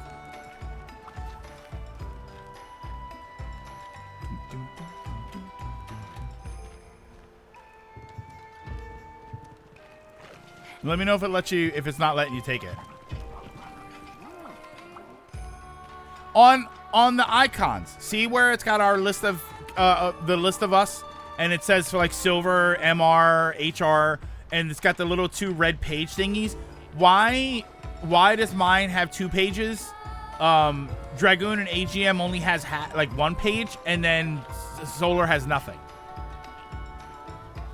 My classic ranking favorites at least 3, 6, 7. Okay, I'm already upset here, Kia. 3, 6, 7, 4, 11, 10, 1, 2, 5, 9. Why is 2 so far down there? That's not okay. I think the question you have now says HR 4 or higher, so I think he's fine. Yeah, I want to know why 2 is down there. For me, it's I have to do a 4 hunter rank 6 key quest as a main line. So wait, so it's I was gonna say, so it's not letting you go. So it's letting you go. Okay. Yeah, I wonder what that little page thing is for. Ranks 1 through 7, just tiers for the ranks. Oh, they're locked via the main quest, so he can do this quest. So he can do this quest, I guess, because he's with us. But in his actual game, or their actual game, I should say. They might not be able to do it. Boo Beam? Wait, what? What's Boo Beam? Oh, this is another. I thought this was a. Oh no, this is like on all 3 of them though. Trying to fix my Switch to the point it made it worse. At this point, I might as well buy a new Switch. Oh no! Well, at this point, you just wait for the Switch 2.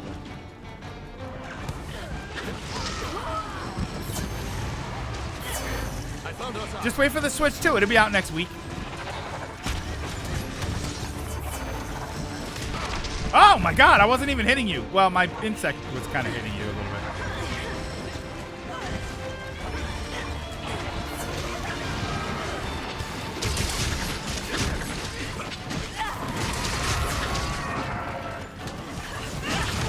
Ow! Is this PC? This is Switch. We're on the Switch here. Ow! Stop jumping around, you cool looking thing. You.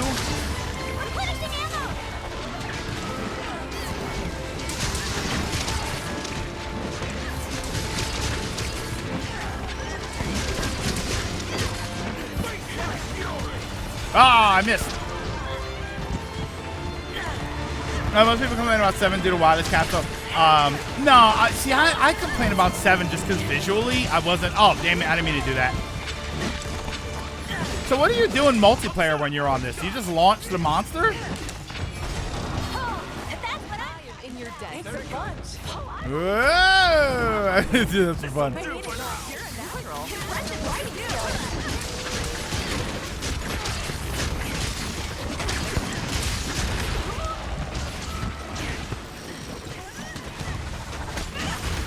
Ow! What? Shake it off! Come on, get up, Taylor! Shake it off!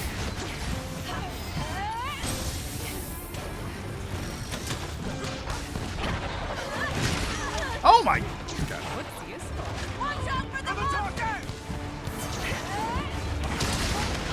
Okay, can I hit him? Oh, wait.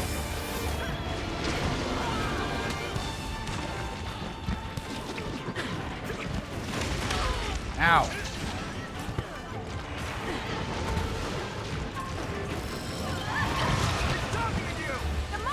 Don't target me.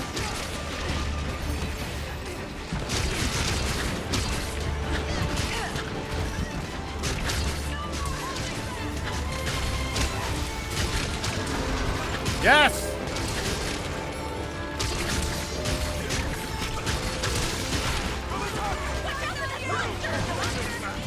That just... I just do that for style. It just looks cool. It's actually quite inefficient to do that.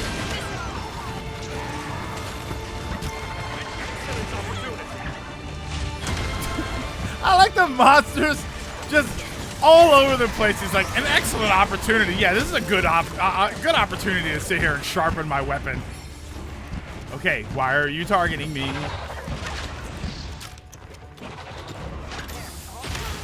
Okay, that was very kind.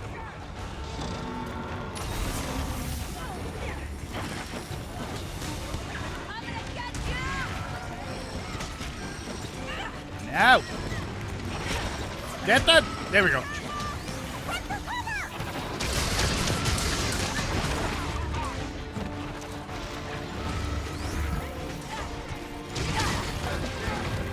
Okay, you're whiffing here. Okay. It's almost dead. It's almost dead. Whoops.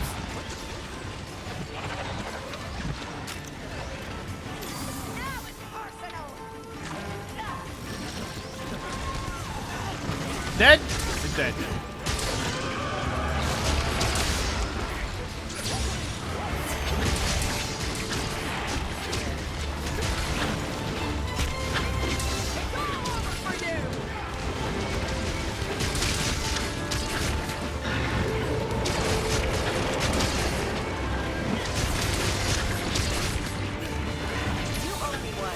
Oh no, I hit the wrong button.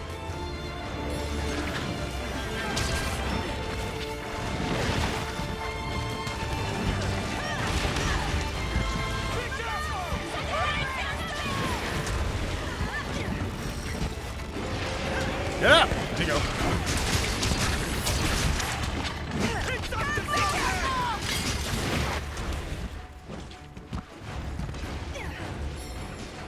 I got the top.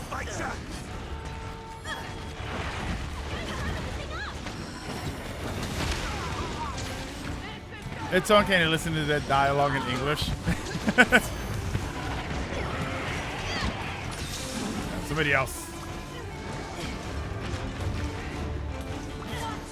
Yeah, like, what do you do in this moment? Do you just run it into... Because that's all I was doing, was just running it into the walls.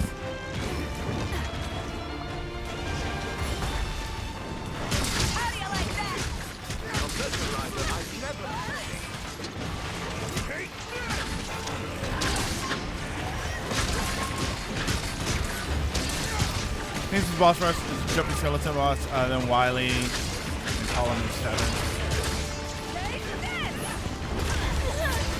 God.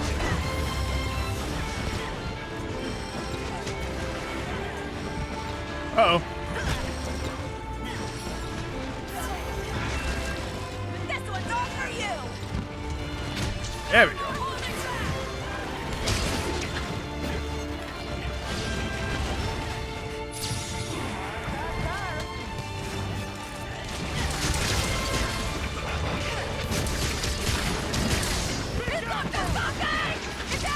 Whoa!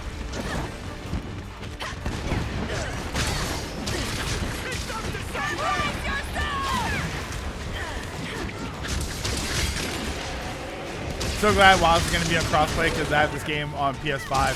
I know that's what we were talking about earlier. Like, it's definitely a bummer that because this game was not designed with crossplay because they didn't think there was going to be more than one of them. It's not now. It would be nice to sort of have that or implement that in some way, but it's not really something that they can do.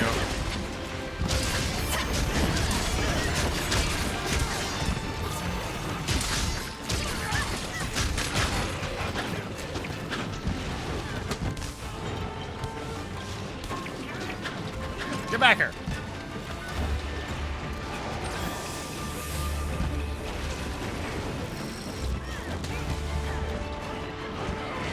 Seven is the most angriest man in the series. Wait, is there an anger man?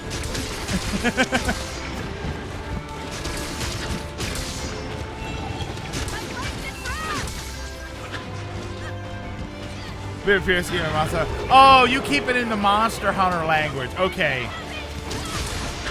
I kind of forget that that's even a thing. Oh, you caught it. Okay.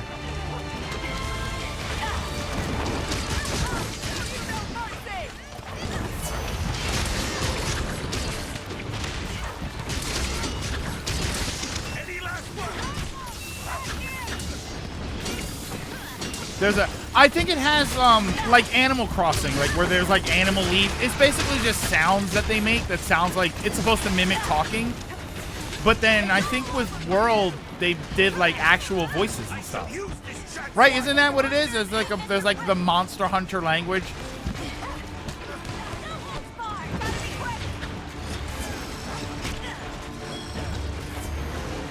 Yeah, when you play it, no, I get it. It would be like if they, you know what it would be like? It would be exactly like I just said. It would be like if they added voice lines to Animal Crossing. Oh, damn it, I didn't mean to do that.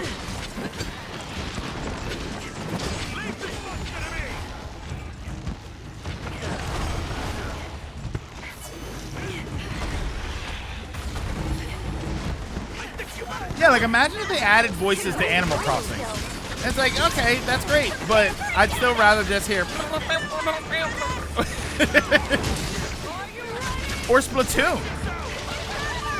Look at Splatoon. Splatoon, I think, has enough where you could say, oh yeah, there's not so much dialogue that you could probably voice line that game.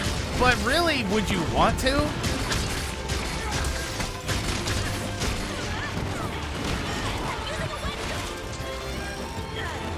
Isabel's voice would be super deep. See, I think she would just sound like what's her name? Amy Poehler's was it Community or Parks and Rec? Leslie Knope, is that her name? Is that her character's name?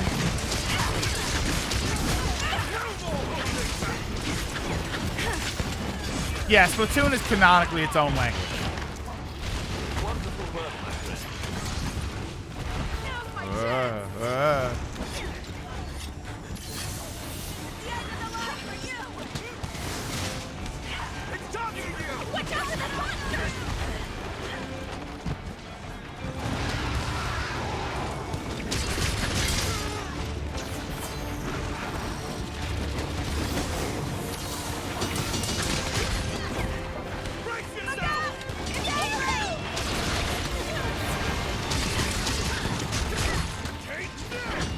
Oh, damn, I was hoping that would be the last hit. Okay. Oh, no! You fainted! To run around and pick up gear. Picking up pieces. Oh, I'm dead! Didn't even break a sweat. See, I don't like that. Now you can't like farm it. Perhaps we can meet again? That's the one thing. I think they said they're going to change that in Wilds. When you end and it automatically returns you, I think you can set it so that it doesn't automatically take you back. I really would like them to change that. I must return to the village. Oh, capturing gives you different drops. Remember those wall turrets you needed to crash bomb in Mega Man 2? Oh, I think that's called the Boo Beam Trap. Oh, is that why they call it? Okay. Yeah, I'll admit that sucked.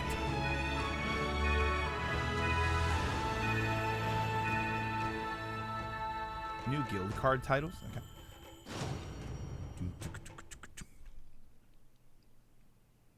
Okay. Some materials only come from capturing. Oh, okay. I never really paid that much attention to it. I always got the stuff that I needed.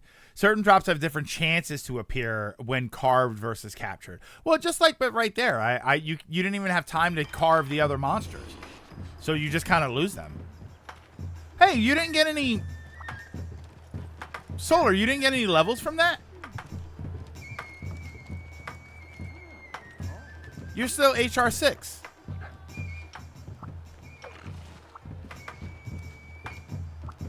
Yeah, that's a bummer. That dragon in Mega Man 2 hurts my eyes. Well, the tank robot too, when you kill it and it does the flashing.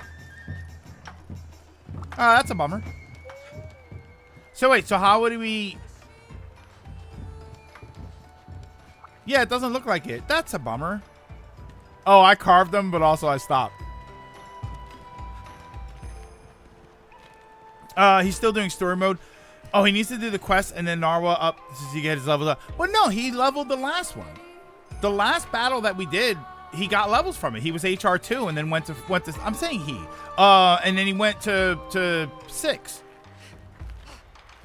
So how would we do? Can I pass the room over and then let him pick the quest that he needs?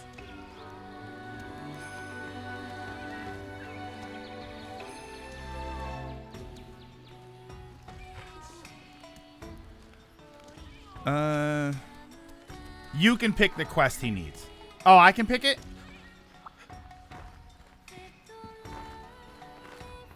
Oh, he can just pick. Oh, he can pick it. He can pick it himself. All right, so come and pick the quest that you need, and then we'll go and we'll do that quest with you.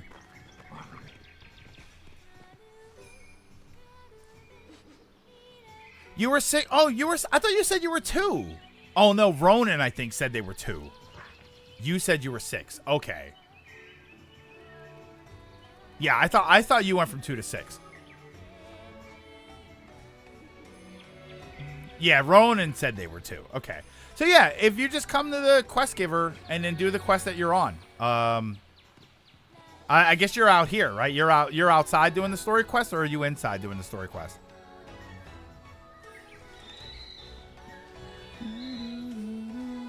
Cause I'm going up. I went up. I'm pretty sure I went up to 96. Kind of thing where what we're capturing was always the better option, so it's stuck with some people. Okay, so now what do I do? So I just...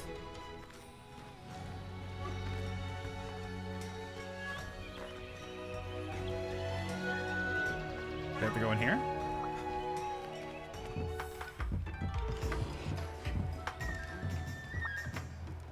Do I talk to this person? I've been waiting for you. See you later then. Quest board. Oh, is this?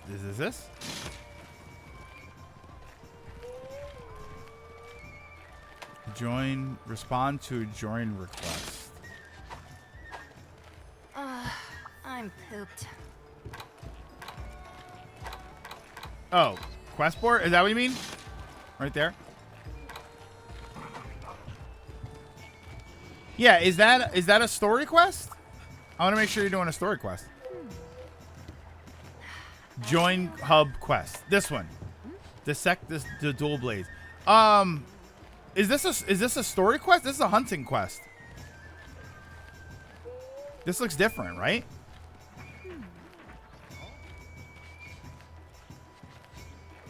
I mean, we can do it if you want. I wasn't sure if you wanted to do a story quest. Hey, Sims.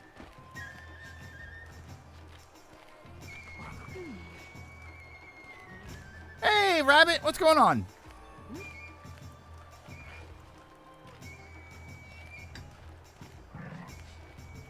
Wishes had cross. Yeah, that's what we were talking about earlier. Do you want to do this one? We can do this one. I just have 4 HR6 quests. Well, that's inside. Don't you need the story quest outside? Isn't that where you need to go?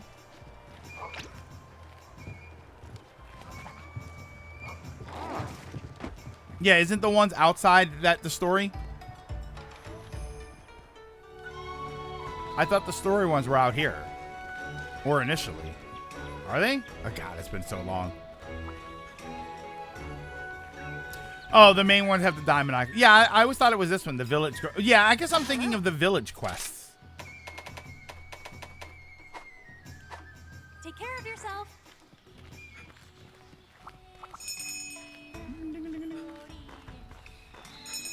It has the red diamond icon. All right. I'm not gonna eat food. I gotta save my money. I don't have a lot left. I think I only have 1 million golds or whatever, and I think I only have like 120,000. points.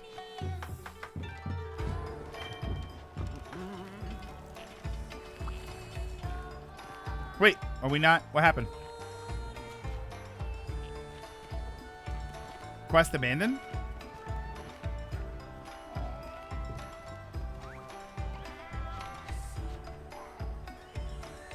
Gross real language in Monster Hunter, see? Oh, you left without me. I thought I queued up. Wait, I thought I queued up. Join hub quest. Yeah, join this quest. Nah, don't worry about it. Yeah, I thought I left already. Depart on the quest. Is that what I'm doing?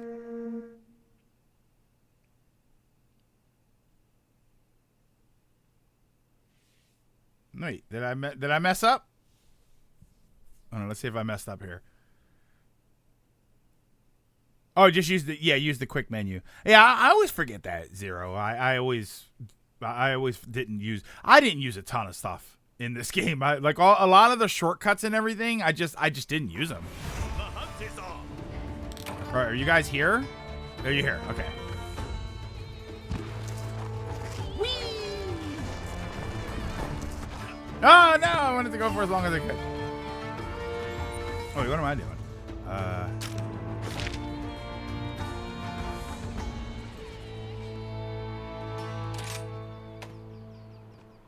Where are we going? To the... Which one? Italians? What's that? Oh, God, yeah. Yeah, I never use the shortcut stuff. I always kind of forget to even use it. We're going for that one.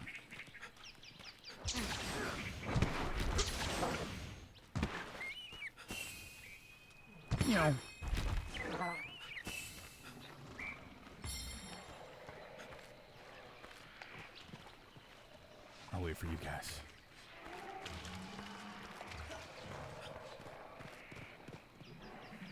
Oh, I need to kill the Rathian, the one in the top left, and the engine at the bottom. So that's where we are now. So we're at the right one. Allow me to assist you. Just the person you need. Stop hitting it. There we go.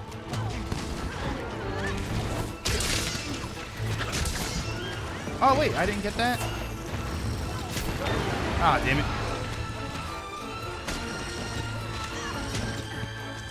Get that. No! Stop it. There we go.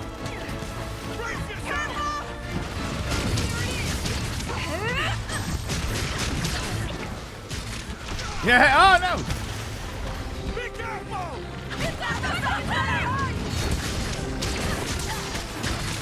Another reason that Rise is not as good as World. No, Glavinus? Wait, what's that one?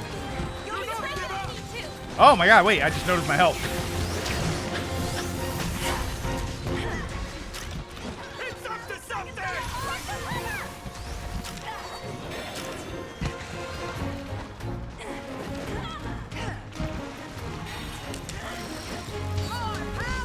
I am in your debt.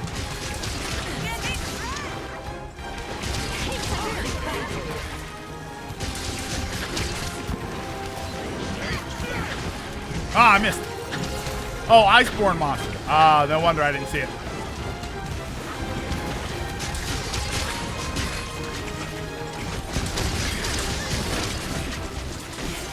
Alright, I'm gonna get away so somebody else can ride it.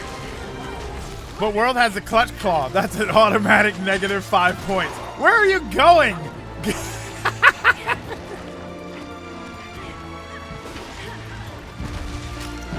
excellent opportunity.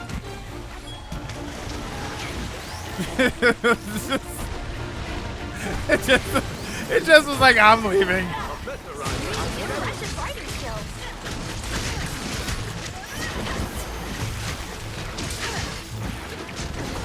That's a Solar. Solar was waiting for the opportunity to take the monster and just did.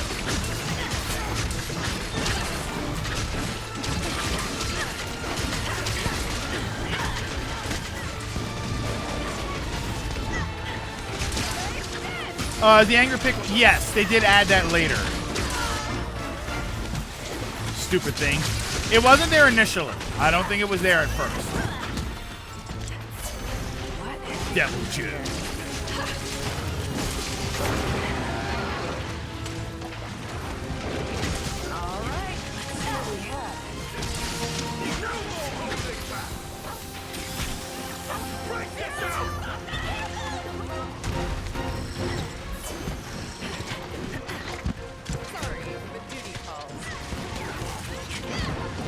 But it's Goku in Rise. No, not yet. Oh, no! Wait, is that the Rathian? Oh, this is convenient.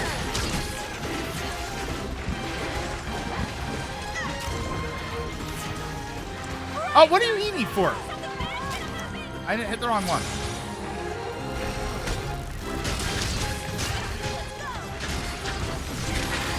All right, did the other one leave? Did it leave already? It left.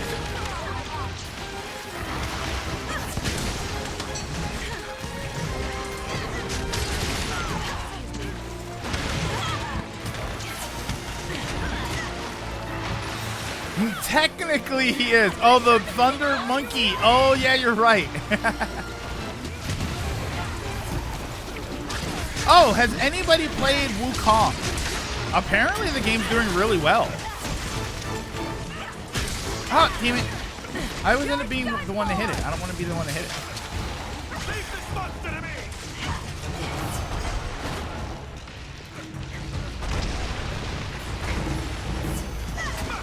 That's one for the history book.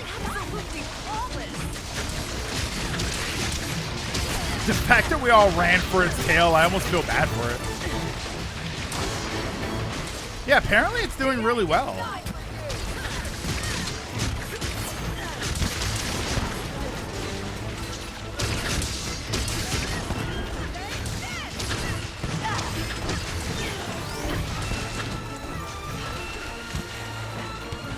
What have we here? Couldn't get it because I pre-ordered Astrobot.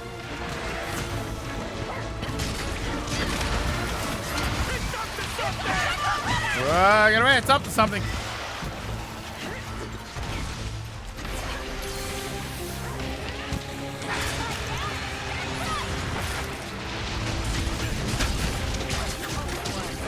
I'm saving for Star Wars. Yeah, that's Lilac, that's almost out, isn't it? That's out next week. It looks good, man. I keep seeing stuff for it. For Outlaws. It looks good.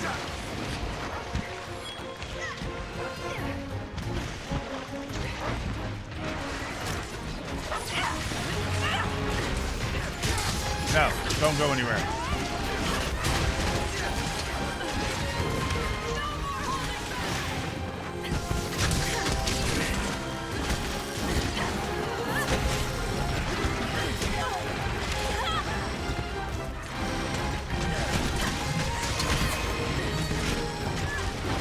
Get the extract I need. The worst thing about the insect glaive is there an easier way to target the extracts I need? Oh, wow. Oh, we killed it. I shall put this to good use. I think we killed it. Yeah, it apparently sold over 10 million copies. It's doing really well. Pardon my If you will excuse me. Ride like the wind! Yeah! Ooh, I'll be taking some of this. Yeah, I would like for there to be an easier way to pinpoint the extracts that I need. Apparently in Wilds, they're saying that you'll be able to get all three of them in one shot, which I'm kind of curious to see how that works, because if you're going to get all three of them in one shot, why even have three separate ones?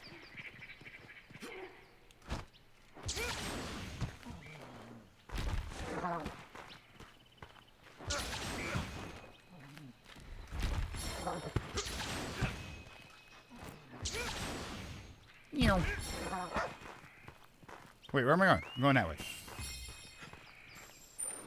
Maybe a focus skill thing. Well, they're saying when you do the oh god, they're saying when you do the focus thing, you'll be able, like when you focus the weak points. I think maybe the weak points will show you which ones you'll get, or you'll just sort of learn. Where is this? It's there.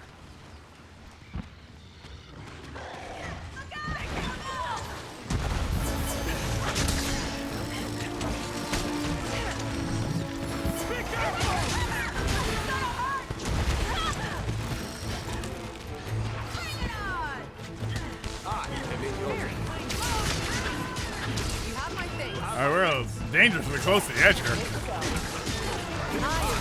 Hunter's not already tell you which part. Wait, the hunter's not. Wait. Hunter's notes already tell you which parts you get what. But yeah, I'm not going to stop in the middle of the fight and get those notes, so I don't know. I'd be curious to see if they even try and simplify that.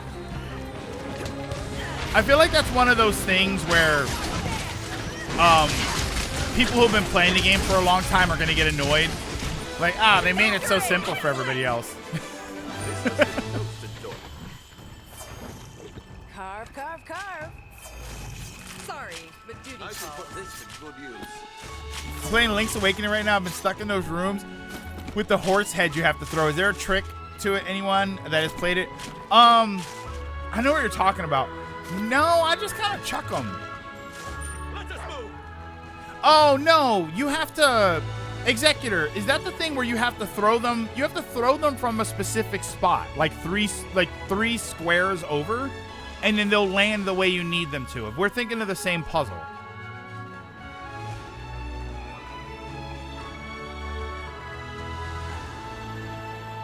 That's just Gen 5 in a nutshell, and people already told them to shut up.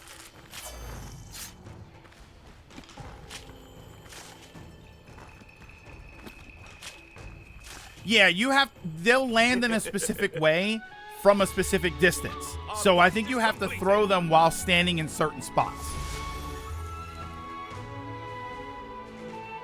As a sort of veteran of the series, I can already craft stuff during combat, so I'm used to multitasking here.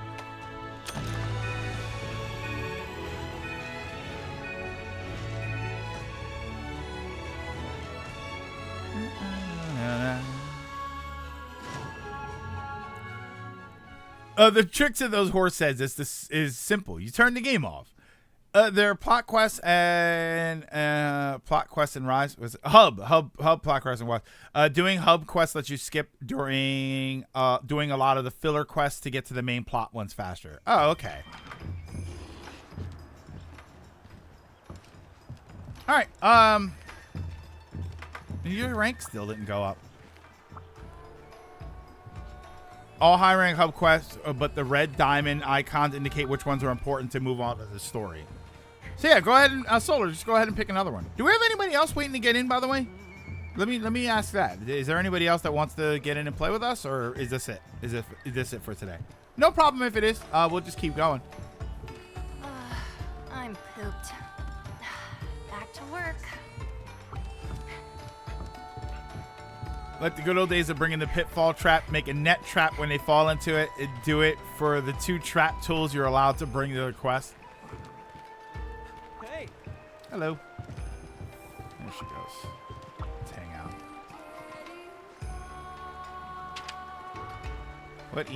What gestures do I have? Do I have a? There should be like a lean on a fence gesture, so I can lean with her.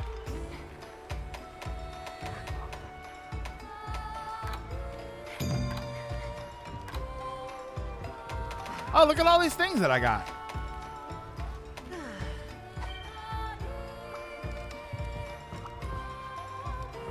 So I can do this? Hold on.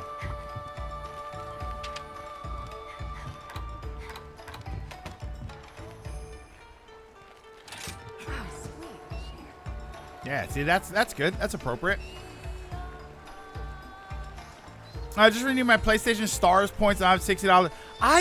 I completely forget that's a thing. How do I check that? I forget that that's a thing where you have like the gold points the way you have Nintendo points. Oh wait, I have to join the quest.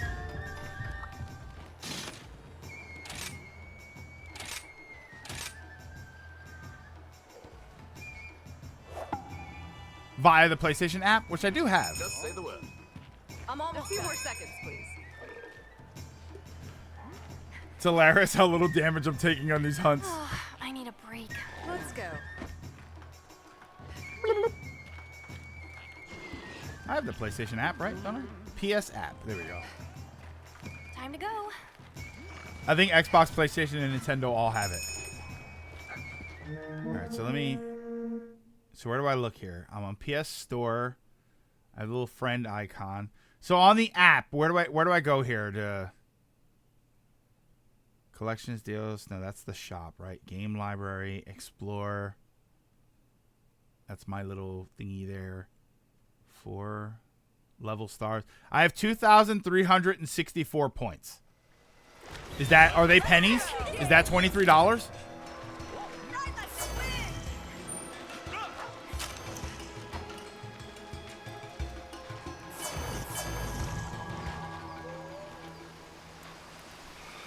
Oh, they're not pennies like gold points are?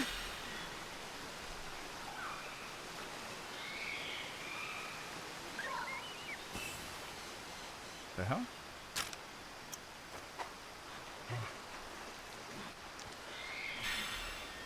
Yeah, 2,300 points. That's only $5?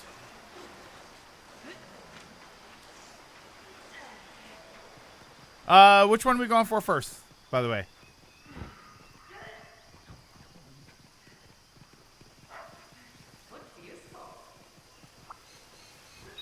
No.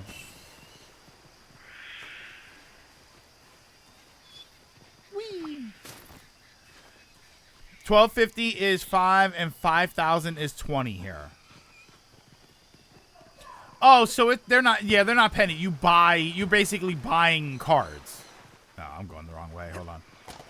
Yeah, what are we fighting here? That's the mud one. Is that what we want? The muddy one? Yeah, we're all in different places here. Hold on. We're all in different spots here.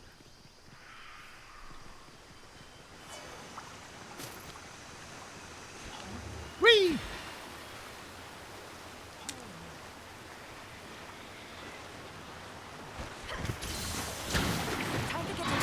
I think this is what we want.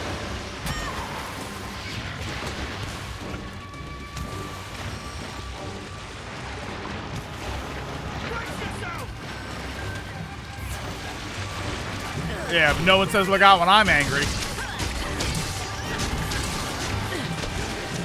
Star Wars cost me $9.99. Oh, I like it.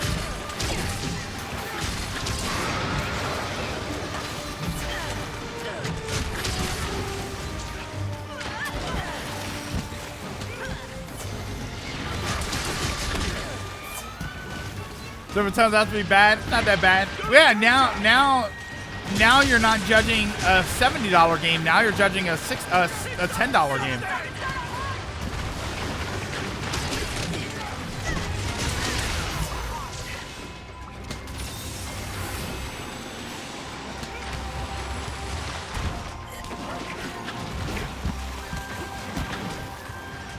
Get back here.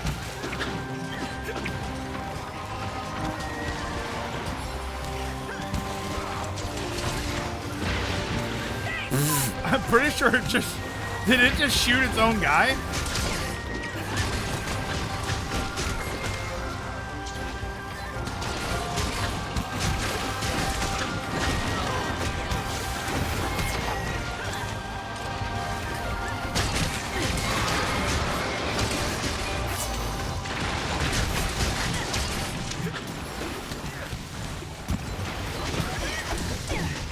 Oh, get up, get up. Why does my health seem so low? Like my maximum health.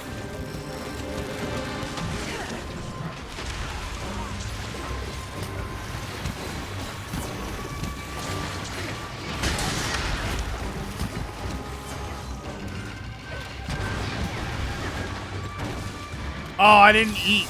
I didn't eat the food. I think the food extends my health.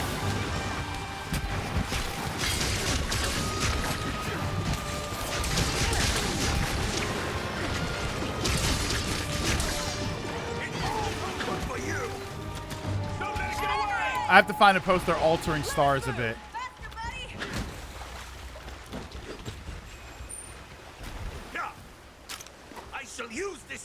wisely. Grilled meat must be consumed. That's for my stamina, though, isn't it? I have the well done steaks, but isn't that for my stamina?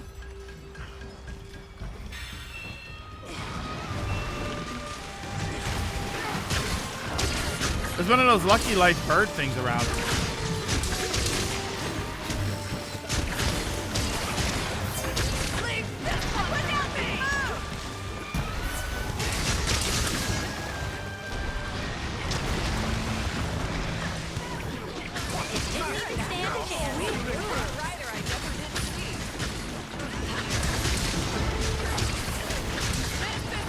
Hey, AGM, where you been?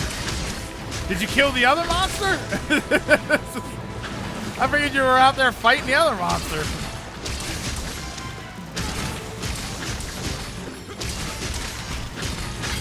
I mean, realistically, this is what we could have done. We just did 2 and 2.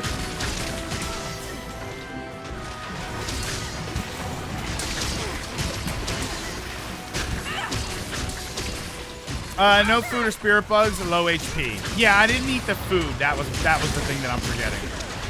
No more holding back. An excellent opportunity.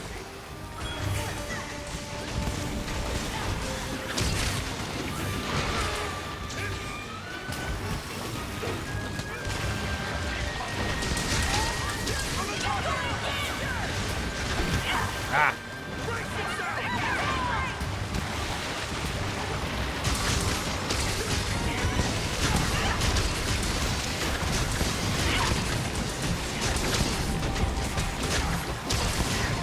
Doors, that thing took me like 30 minutes, and it was all for all it was a match. Probably the most annoying aspect of Zelda games is when you really think you're getting something cool, and it's the map or the compass. Even the map, I think, is way more useful than the compass.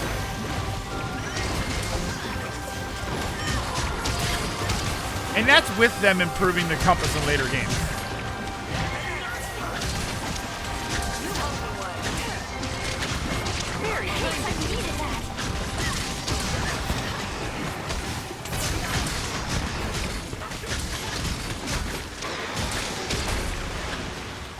Just going off.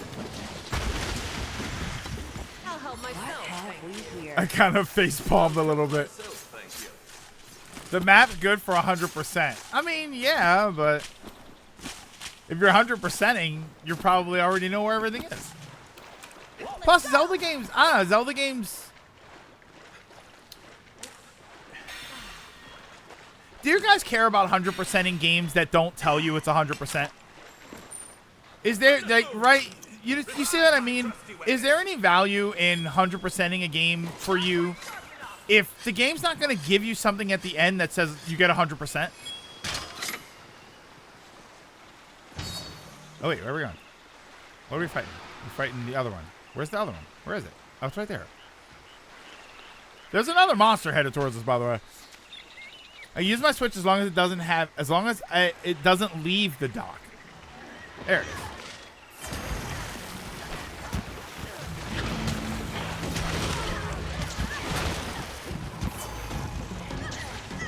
I only 100% if I have fun doing it. Well, I'm wondering, like, because 100% means you got everything in the game, but not every game tells you that.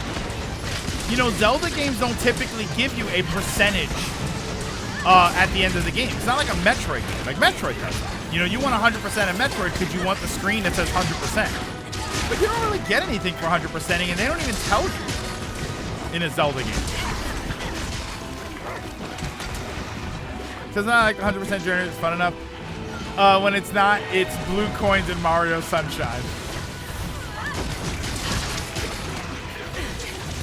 1 bounce, 2 bounce, 3 bounces. Okay, you do get 3 full bounces.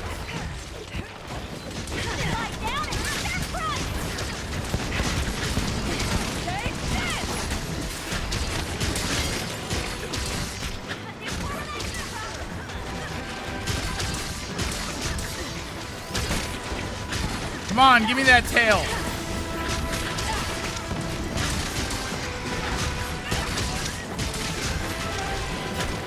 Oh, he's gonna die before his tail cuts. Oh no, there it is. Don't even need it. I just like cutting their tails off. You know, Monster Hunter makes you mean to animals. Right? Like, what other game would I say, yeah, I love when I cut their tails off and I kill them? Nothing like decapitating them. Like, that doesn't sound nice at all.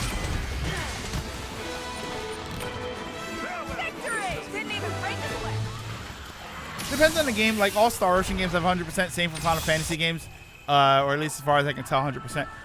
No, Final Fantasy games don't tell you at the end. They don't do like, you got 100% item or exploration completion or anything. You soften them up. This is survival of the fittest. Oh, hold on. Yeah, let me go up and look at your things change. Where's the tail? Tail's over here. Yeah, Final Fantasy games don't typically do that. Thank you. The tail's over on me if anybody needs it. They attack us first. It's literally, yeah, I mean, I guess so. So the way it works currently, when you get points, it expired in 24 months at the end of the month. So you get points, say 4th of March.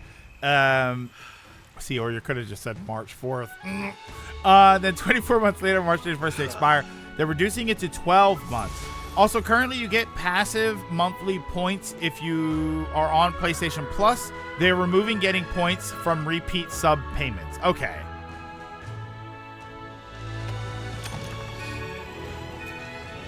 Did a Path of Pain with the Grim Child sterile mode? Sterile mode? You can actually end your game in the White Palace. These are mad monsters, like the Hunters Guild doesn't authorize hunts unless they're actually a threat. Yeah, you're right about that, because that's the whole point, is that the monsters are rampaging. So that's what we're doing out here. Just seems like monsters are always rampaging, and there's always an excuse for us to kill all of these things. Where's and I know hopefully you're gonna tell me that there is a game like this. Where's like Monster Hunter Rancher? Like right? Where's like Monster Crossing, where you can find and care for some of these creatures? It's not as about being rewarded for 100%, but if the game kept my interest long enough to have me happen to hit 100%, I'll join with the Rise Fund. Okay, so is that Stories? I wasn't sure if Stories was like that, or if that was if Stories were like traditional RPG. All right, so Ronan, you want to get in? Who else? Does anybody else want to get in?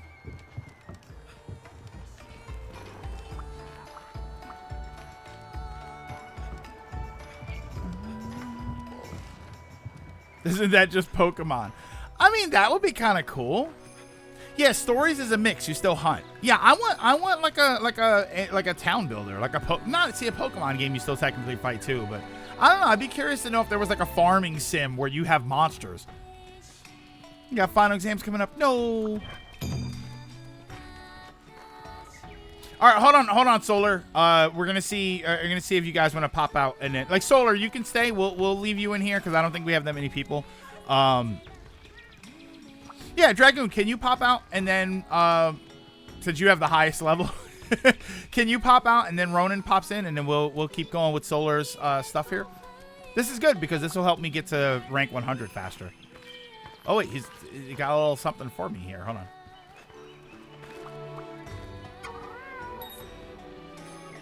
Your hunting partners can send you likes to show you they trust you. If you get a whole bunch of likes, you get something special to boot.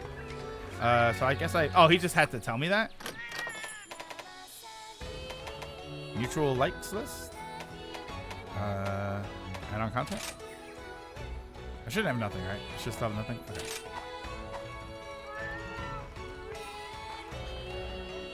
Shadows of the Erdtree has Bale the Dread, pretty much a Monster Hunter boss fight. You see, Mark was playing. Oh, room code. Hold on. R56TW7. My rank is what it is because I did at one point every quest available at the online hub. Oh boy. That's gonna be when Wild comes out.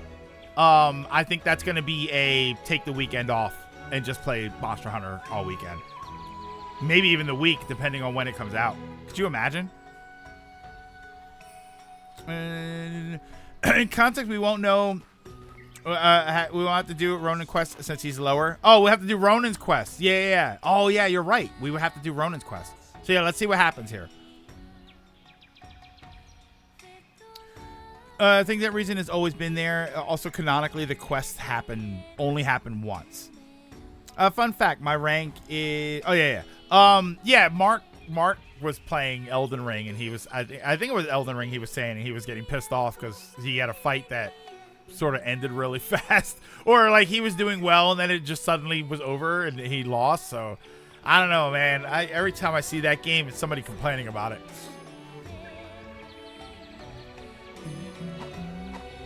You're in. All right, so I don't know how to do this. So Ronin, I don't know how to figure out if Ronin is further ahead or behind. Because the Hunter rank doesn't mean that they're further ahead, does it? That just means, like, Solar being at level 6 could just mean that they did more stuff. Like side questing, right?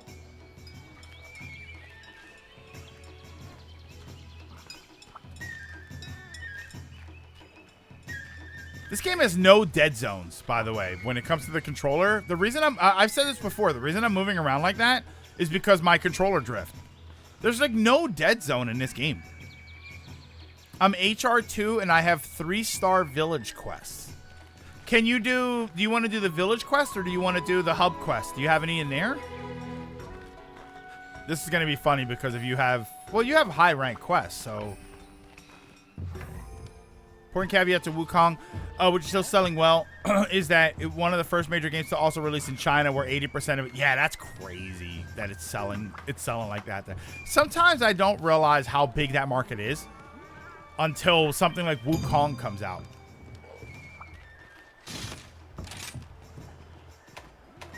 So wait, so what are we doing here? We're doing. Why did it just make that? It made that noise. Hunt the Basarios. So yeah, we'll take this quest. This game doesn't have the best Dragon Ball movie, Dead Zone. Sun Wukong is a very popular. Well, it's the Journey West story, isn't it? It's a variation of the Journey West story, isn't that that's a Japanese, a Chinese story, isn't it? The whole thing, like Son Goku, the Monkey King, and all of that stuff. Majority of Chinese player base has made some haters claim it's botted, as there's like 1.5 million dip every day when Chinese players go to bed. Yeah, either that or 1.5 million people are going to sleep. Like, oh, wait. Hold on. Not ready. I got to eat first.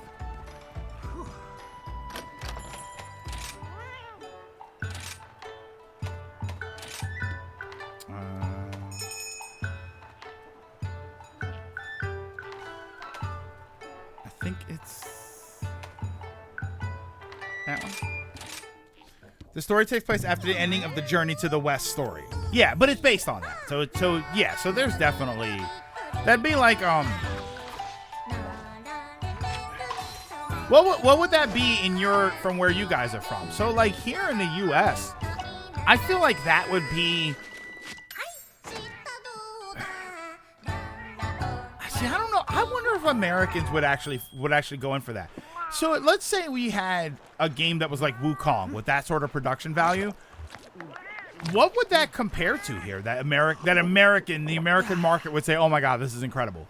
Would it be? I wonder if it would be like our Journey to the West, where we had sort of the U.S. expansion. You know, the problem is that's marred with really bad history. I wonder if there would be, if there's a American folklore that if they made a high production value game out of it, that people would say, "Oh, I'm gonna buy it. I'm absolutely gonna buy it." Very influential for shonen anime in general. Plus, villains of those stories like the Ox King and the Wolf King inspired Bowser and Ganondorf. Last of Us. What? Yeah, something maybe like that, like a Paul Bunyan. Nothing but dust and sand. Oh, America has tons of folklore. We've got folk heroes and everything. Forlorn. Yeah, there's tons of that stuff. And storm. We got, you know what's a good Lilac? You know what has a couple of stuff, a couple of things like that? Mad with lust. That Codename Steam game. Flesh. Remember Codename Steam for the 3DS? That has a bunch of that stuff. Like there's the presidents and everything, but there's a lot of like little folklore and whatnot. There is some like supernatural folklore. But we have heroes like John Henry, and these are John Henry was the he was the steel driving man. The legend was that he was a steel driver during the railroad era when they were building the railroads, and when they tried to bring in machines in order to do the work, he proved that he could do the work better than a machine, and he did. But then I believe he died for it. I believe that the injuries he suffered while working, like he did beat the machine, but then he died for it, which is kind of sucky. But that makes him sort of like a folklore. Yeah, America has that kind of stuff.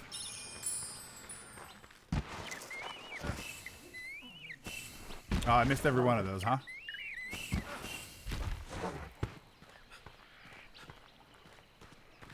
Where am I going? Oh. Actually here. Yeah, he was the ideal worker according to capitalism. He died working hard, but he died to prove that he was better than a machine. Yeah, we have things like that. Oh, sorry. So I made a game of Kalevala. Finished national poem would work. It would probably be something like The Witcher. Now that I think of it. Yeah, why? Hold on. Why are we fighting? This is not the right one, right? Whatever. Hunt or be hunted.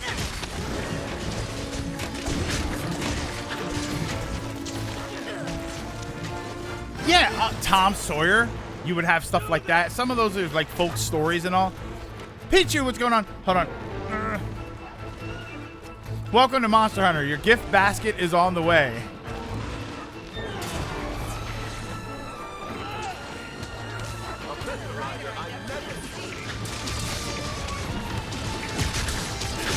Are you playing single player? No. We're doing multiplayer. We're doing multiplayer, helping some people that they're lower ranked, so we're doing some of their quests with them. We already have a Tom Sawyer video game. Yeah, but they have to cut out some words. I think in the Tom Sawyer video game, the guy's name is just Jim.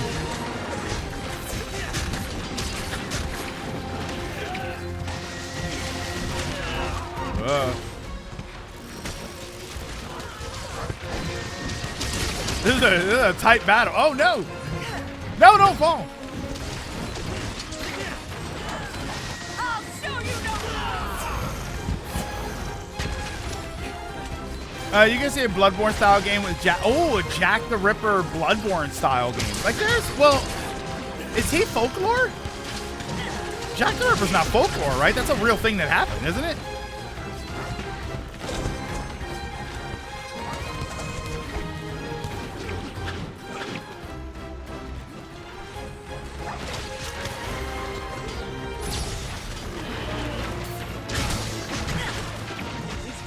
Who bribed you to play this game? Nobody. Nah, I went on yesterday, Wordy, because of the Wilds information that came out. It made me want to go back and finally finish this game. So we finally finished the base version of the game yesterday, and today was Community Day, so I was like, I kind of feel like still playing it. So let's do this.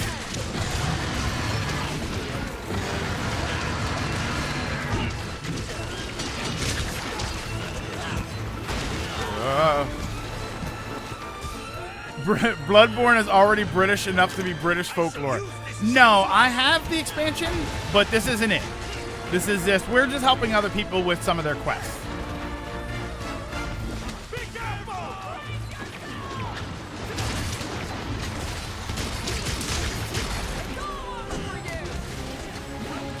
Yeah, I do have the expansion though. I did pick that up. He was a real killer, but was never caught. Oh, he was never caught. Oh, you know who we have? We have DB Cooper. DB Cooper was he was a prisoner. I believe he escaped. I don't know if he's the one that escaped from Alcatraz, but DB Cooper's treasure was never found. So that's a folklore. That's a bit of folklore. Well, see, I don't know. Folklore is interesting because do we consider that folklore? Or is that just like urban legend? Or I think urban legend is the wrong word. Okay, Kinsek, can you get back here? Oh, Loki was Cooper? Is that what they say? Get back here! Now!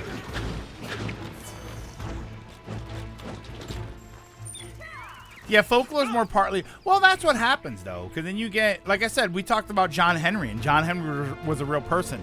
But then it enters folklore because then you start to exaggerate with them. You look at like Paul Bunyan. Paul Bunyan is folklore. Where, you know, Paul Bunyan with Babe, the big blue ox. But there probably was a guy. He probably had an ox or some sort of large animal with him. And then it gets blown out of proportion. It gets, like Johnny Appleseed. Johnny Appleseed, I think, was a real person, but then there starts to become a legend. They start to add something to the legend in a way.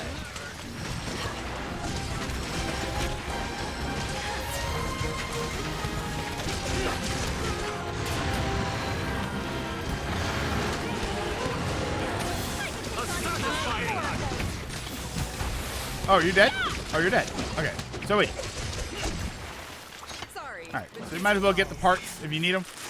This was the wrong monster, though. we need the thing that's going to be at 3. If you go to 3 on the map, that's where we're headed. Let us move.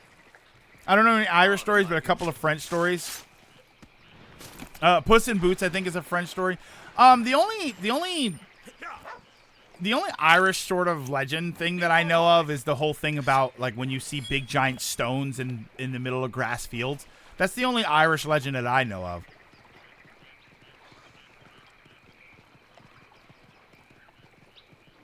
That's what happened with Jack the Ripper. He was a man who preyed on hookers, but he kept evading capture. Yeah, myths and exaggerations build, and that's what sort of happens. You lock on the top right will always lock on the hunt in order of importance. Will that lock on for everybody though? Is it?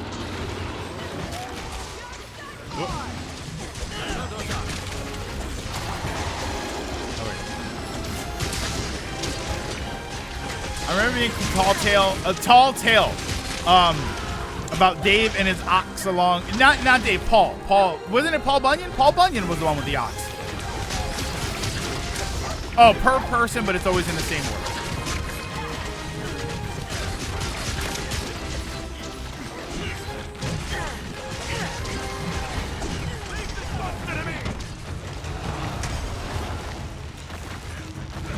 There. This'll do for now. CJ, thank you so much for the 5 stream streak. I think this is the wrong monster again. Oh, UK's biggest folklore, Robin Hood.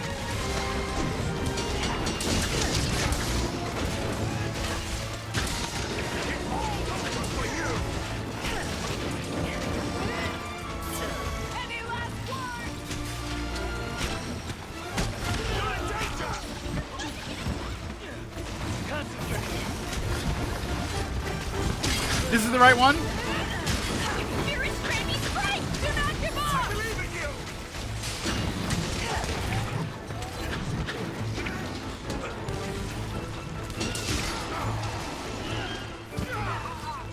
This is the correct one. He just has the right. I don't know. I thought the picture looked kind of different. There we go. Okay, yeah, it is. Perhaps we can meet again? Yeah, so there's. I was trying to think of that. Like, what in the U.S. would you do that for? And you have like Davy Crockett. We have a lot of our folklore is about the frontier land. Ryan's a good person to ask. Ryan. So Wukong is selling well in China, Probably because it's based on the sort of journey west, which is like Chinese folklore. What do you think if you had a big production game, like Wukong, like a high value production game? What U.S. folklore do you think it would be about? Like what kind of folklore do you think would work well for a game like that? Yeah, the game is also Chinese made, but like for the story of it itself is like relevant in a way culturally. So what do you think we would sell doing that? Like what American folklore would work? Laughably easy. Do you get any ads for gum before your stream? Twitch think my breath is that bad. Maybe it thinks my breath is that bad. Hey, Homecoming. Sorry about that. I usually end up detouring. No problem. I love a Soul-like where you play as Zoro as a... Ooh, Zoro for a Mexican one. Nice. Yeah, see, like Davy Crockett, maybe? And you're journeying through the frontier land? Guy of Warwick, the Lincoln Imp, Jack O'Kent, Spring-Heeled Jack, the Lincoln Imp? The Called Lad of Hilton, King Arthur, Jack the Giant Killer. In Journey to the West, the base story that gave rise to I think it gave rise to elements of Dragon Ball. Well, Dragon Ball took elements from that. Yeah, as a Mexican, I like to see more reps. Yeah, like so. What would like Mexican representation be like in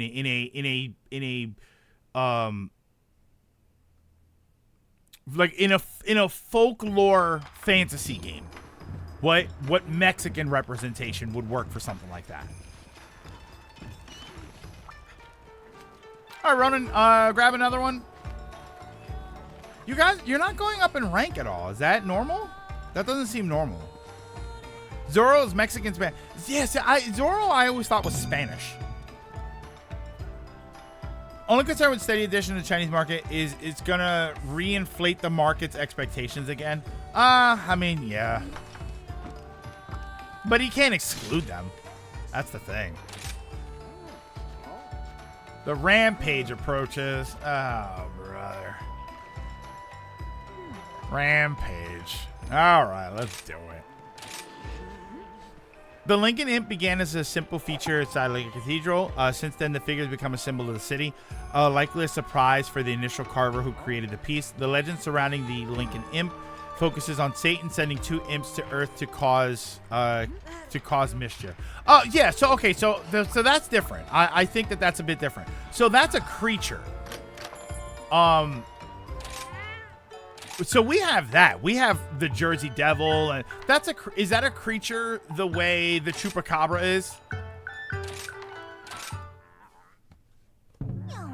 I want to Souls-like with native culture folklore. Shonen anime is great. I saw Wukong's also an inspiration for Naruto and One Piece.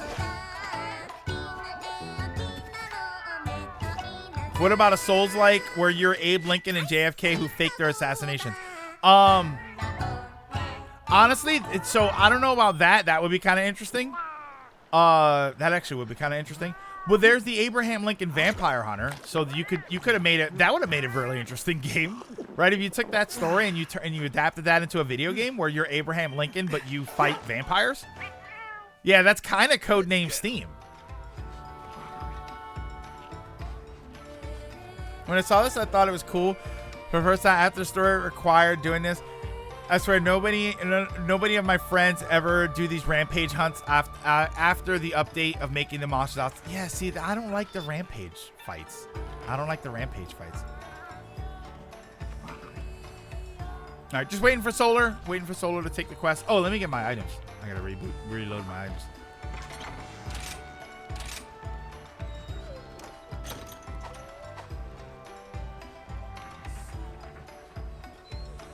I do like that movie. Turn him into Van Helsing. Yeah, there was a book and a movie for it. Abraham Lincoln Vampire Hunter. Yeah, if you like these, good for you. Hot take. 200cc is good. The Imp is closer to Wukong. A lot that we coming. Oh, wait, hold on. Let me read the rest of this. Where is it? Upon reaching the city of Lincoln and Lincoln Cathedral, the imps began damaging and building before being stopped by an angel who turned one of them into stone, leaving the adornment we see today. The other imp is said to have gone to Grimsby, where it too was eventually turned to stone, and St. James The Church. rampage is here. For Mexico, you got the Inca legends. Central America are Mayans. But there's nothing to fear. During story, the rank won't go up until they do all the main quests. Oh, okay. Okay. We have our trusty fortress, and its defense is top tier. Hold on, I'm reading everything. Closer to Wukong, although that coming are real people that become legends. Yeah, Wukong is a creature. That's why I was saying. That's why I'm wondering. I'm wondering what in American folklore would be something that came from nothing. I shall strike down all who oppose me. Here, I'll let you guys. You can set this up because I've never. What am I supposed to? It's been so long since I did one of these. How do I set this up? Hold to get ready. Mothman? Ooh, stuff like that, I guess, right? Mothman? Installation platform. This should do. Oh, this is your first one. This is your first one. These are weird. I'm not a big fan of these, to be honest with you. Dreamt I canceled Community Day. This should provide a warm welcome. Nothing's getting in so good. Have a taste of my long sword. Ah! Have a taste of my long sword. You didn't have to say it like that. Show us what you're made of. Wild bunch of real people. Enough in its sister folklore. I mean, at that point, you're talking about like the Hatfields and the McCoys, which was a real thing. I don't know, man. My dreams are boring. All right. So basically, what's going to happen is monsters are going to come out. And you got to shoot at them and stuff, and then eventually you'll have to go and fight them. It's not. I personally don't find these that engaging. Let's I would get rather going. just fight like normal.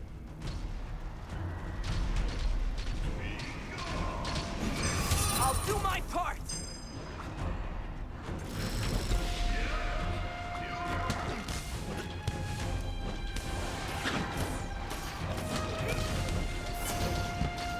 I'm just going down there.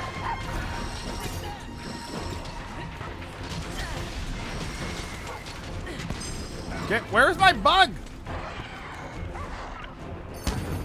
Get back here. Where were you?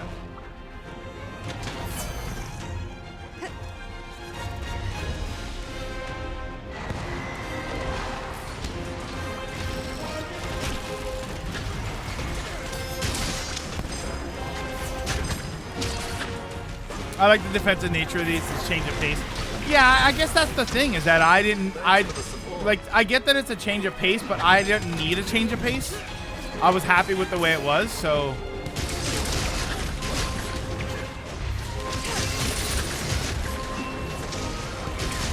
I'm taking the reins.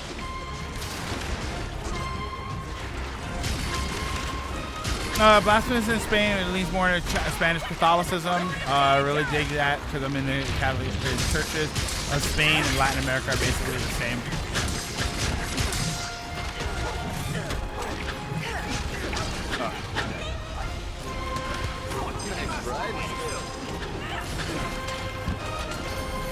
Yeah, and it's fine if you like these.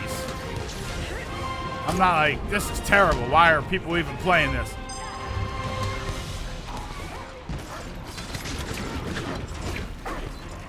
I was about to attack the other one, and it was your dog. I think we found their leader.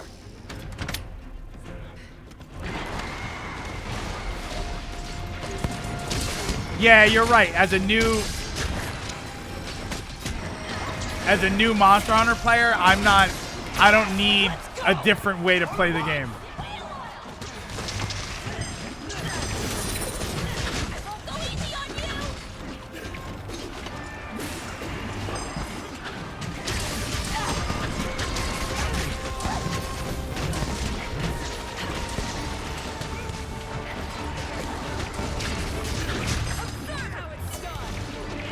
That's why they're dying so fast. Yeah, AGM.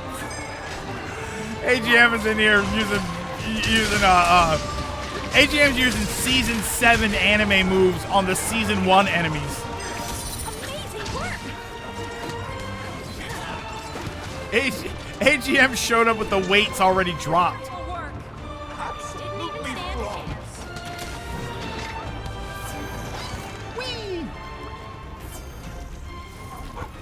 All set. Ah.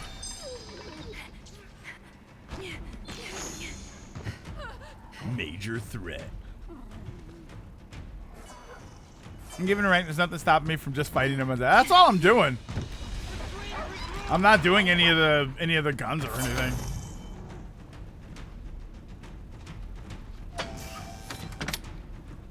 This should do. All right, we're ready. Oh wait.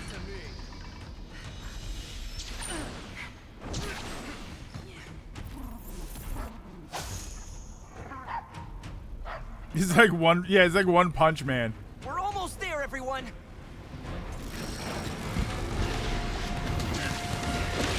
Get down here. See? Look at what I'm doing. Look at what I'm doing.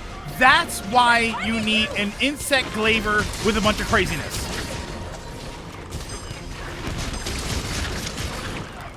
Look at how fun that is.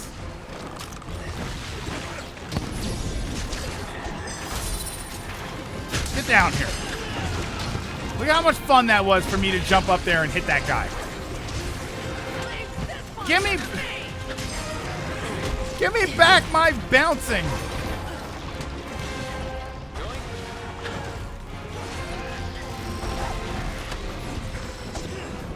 I think you've had enough.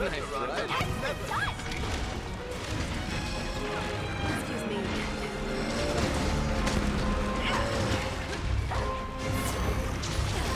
Whoa. I'm in danger.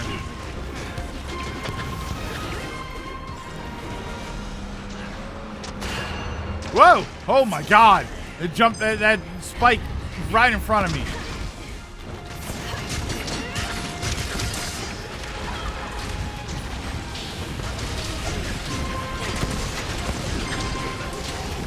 Am I even hitting him? What's happening? Oh, it's already dead.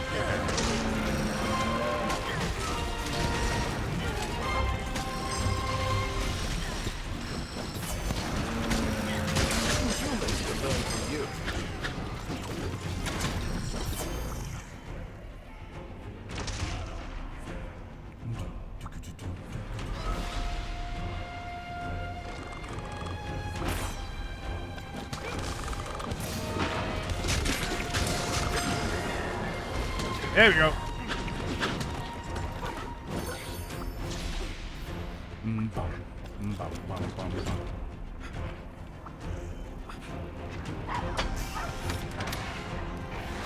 Whoa.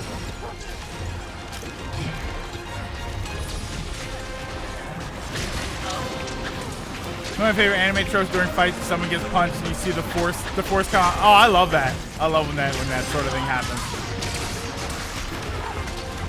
Or like the scene in One Punch Man when he fights Genos wants to fight him in the season 1.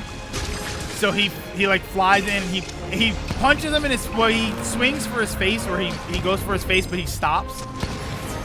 And so he like taps him and he's like, "Oh, let's go get some food." And then he leaves. And then when you look behind, the whole mountain range it's like split, it's like got a giant gap in it. Like, that's so awesome.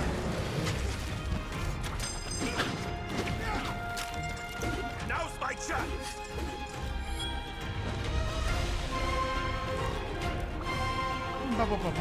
Oh wait, are there enemies over there? Oh, that's nice. This is the boss, huh? Yeah, everyone else has to wait for it to change targets to come down and even hit it. That tended to be the issue for many. That's what I mean. It's like everybody's waiting and I get to do stuff. Like, isn't that more interesting? This is our turn.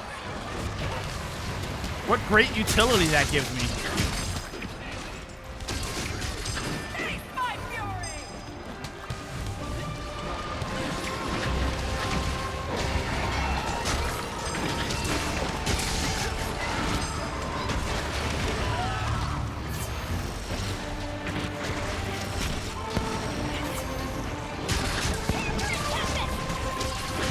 Greg wants to be the main character. I don't want to be the main character. You know who I want to be, Cage? I want to be the one when the main characters are talking and they're deciding what to do next. I'm the one in the background comically flying from enemy to enemy. And just, Lord of the Rings, in Return of the King, there's a sequence when remember when the spirits show up? It's like the ships show up and it's all the sort of ghost fighter guys that come out and they sort of rush over everything like a wave. There's a moment where they're talking and like the characters are talking, and then in the background you kind of see the wave just take down the big elephant things. And like that's hilarious to me. That's what I want to be. I want to be the one where the characters are right. All right, well, what's next? Oh, well, we need to go over the mountain to do it. And meanwhile, I'm in the back, like, just sort of Spider-Manning back and forth. I think that's hysterical.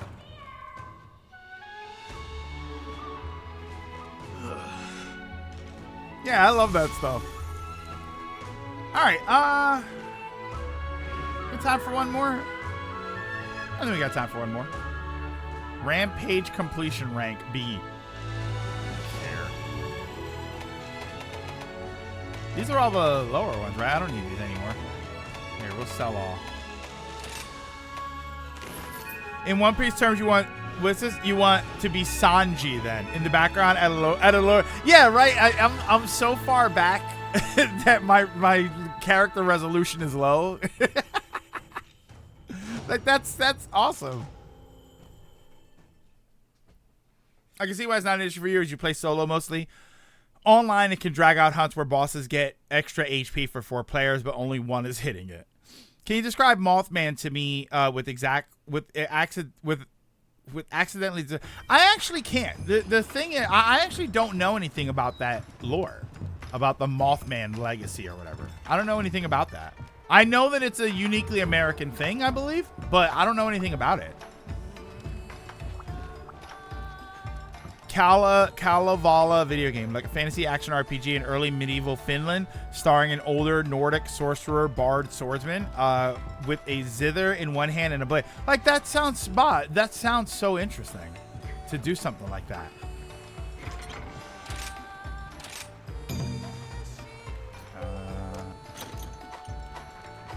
Did you take another one? All right, so we'll do this will be the last one. So we'll do join hub quest. A pale shadow. Oh, this thing. Yeah, we'll do it. We're gonna annihilate this one. This poor monster has no idea what's about to happen to it. Yeah, without accidentally describing. Yeah, I don't know anything about that lore, to be honest with you. I've just heard of it. Food. All prepared. I'll make it quick. A few more seconds, Time to go.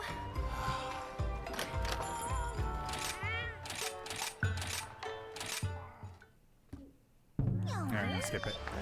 Skip it so we can get to the thing. Back to work. Hunting age censored. Tells me the next time we head together, I'm bringing my bow gun so I can still do something while you jump around. I'll definitely be the Michelangelo of the group, the comedy relief that also is the empathetic heart of the team. Mothman is essentially bad mojo. If he spawns in a city, something bad's gonna happen. Oh, he's like Mothman's like a bad omen for things to come. I thought it was a monster that if you flash your headlights at night, it comes and eats you because it's attracted to light or something. Right? I thought it was something really dumb.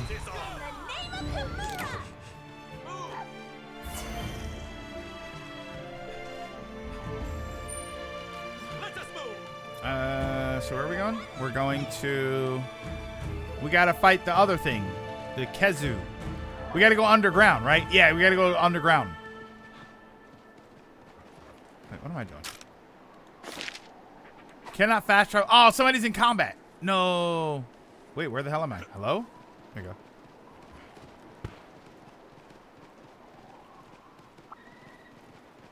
We gotta go underground.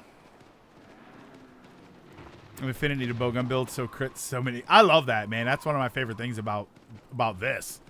the insect glaive is that I get to stack crit. Whee!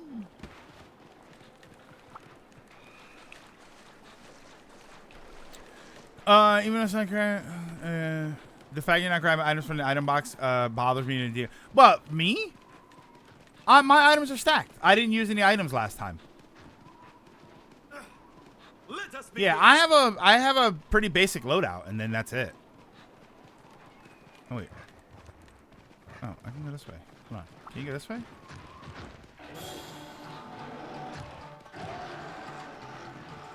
I can't go that way? Oh no. Oh, not over here. Over here.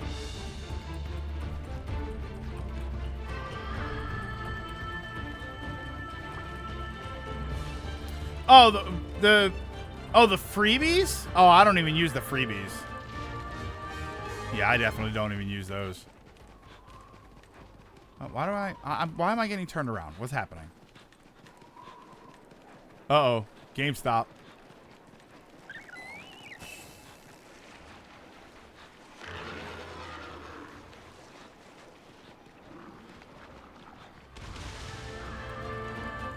Yeah, Solar, that's what I was trying to do. I couldn't figure out how to get down there. Oh, this poor thing's probably half dead already.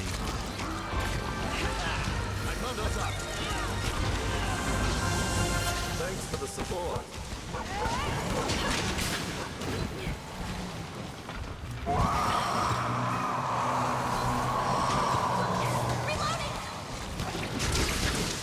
Get down. Get down here. Are you switching up on this game? Not yet.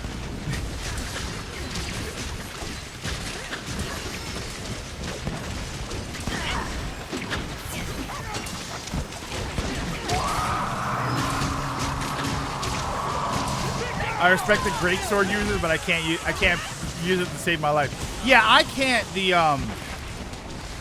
like the slower weapons. It's not gonna work for me. I'll try that longsword though. I'll give that a try. I think that charge blade thing, I think that's gonna be kind of what I want to do. Yeah, this poor thing is just gonna get eaten up. Divine punishment awaits!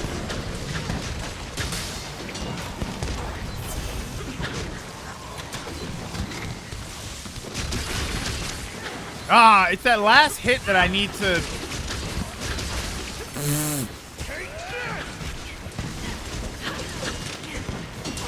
Okay.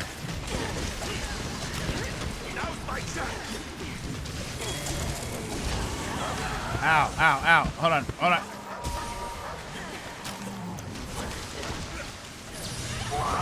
No, I don't know why I flashed like that was going to do anything to the blind monster without eyes.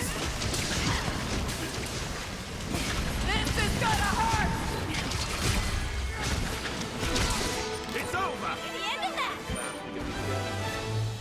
that! It's just how slowly you move around if you aren't doing dashes and rolls. Yeah, it's just not fun for me to have that. Help myself, thank you. I'll help myself, thank you. You grab some honey, the freebie potions become free mega potions. Oh, I mean, how many of those mega potions do I have though? Remind me to look in the box and see how many of these mega potions I actually have in my box.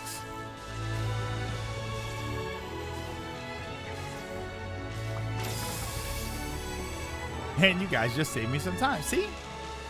That's what we're here for. Pale extract.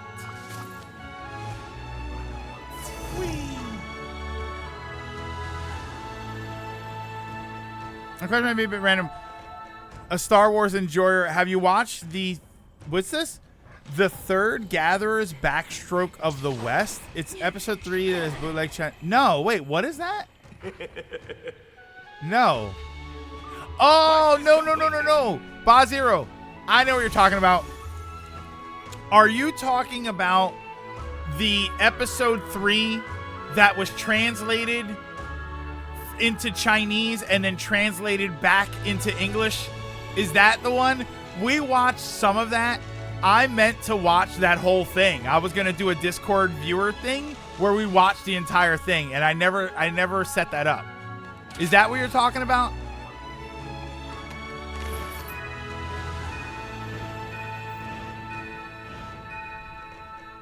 I'm almost ranked 100.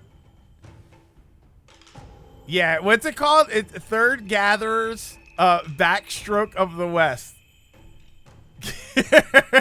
Yeah. So yeah, if that's what that is, it was like translated from English to Chinese and then translated back to English to see how it changes up. The geography I stand compares you superior. Oh, that's good. Oh, this is GameStop doing their thing again. Nobody will remember online stores, digital downloads, game subscriptions. People will remember midnight releases, the picking up a new pre-order, inserting the disc for the first time, and how you ended Game Informer. Matt immediately posts at the bottom. I get what they're trying to do, because this isn't the first time that GameStop did this. They're trying to do this sort of thing where they inspire physical games are so much more important than digital ones. But they don't treat them like that. They don't treat physical games like they matter.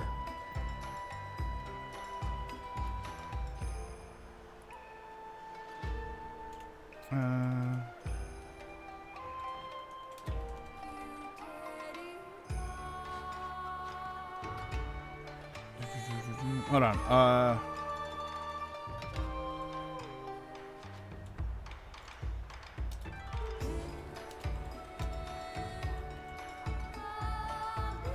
Hang on one second.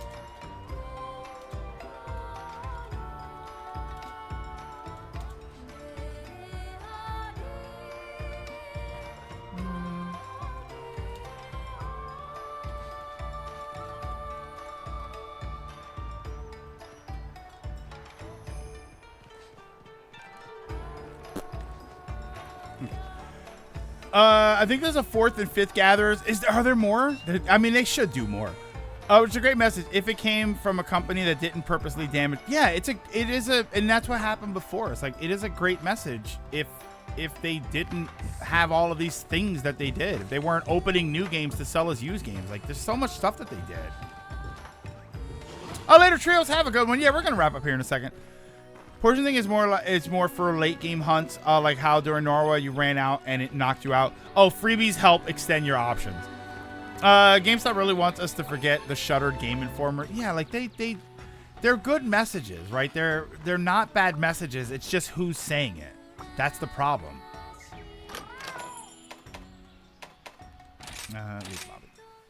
Yeah, that's because they're not wrong, right? They're not wrong. People aren't gonna remember. Later, Kia, have a good one. People aren't gonna really remember. Boy, I remember when I got my first Game Pass subscription. Like, they're not gonna really remember that. They're gonna remember the good times with the midnight releases and whatnot. Like, that was a lot of fun. And I still remember that. I still fondly remember the last time I went to one of those. And it was a ton of fun. And you know what? They're right. That's the thing that people will remember. The problem is, who's saying it? Them, the people that facilitated this, the people that, and ironically, the last midnight release I was at a GameStop. But then you see the other practices that they do. They treat physical games badly. You order physical games through them on the website, and you don't even know what you're going to get.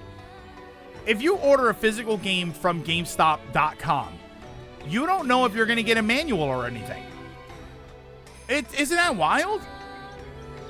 Later, Pichu. Have a good one. Sorry for anybody if we did not have enough people or have enough time to get everybody into here. The only midnight release I remember was Diablo 3. And, well, we remember how the night after that went. What? You know, did you survive error code 37? Was that what it was, Trios? It was error code 37? Hold on, let me save here.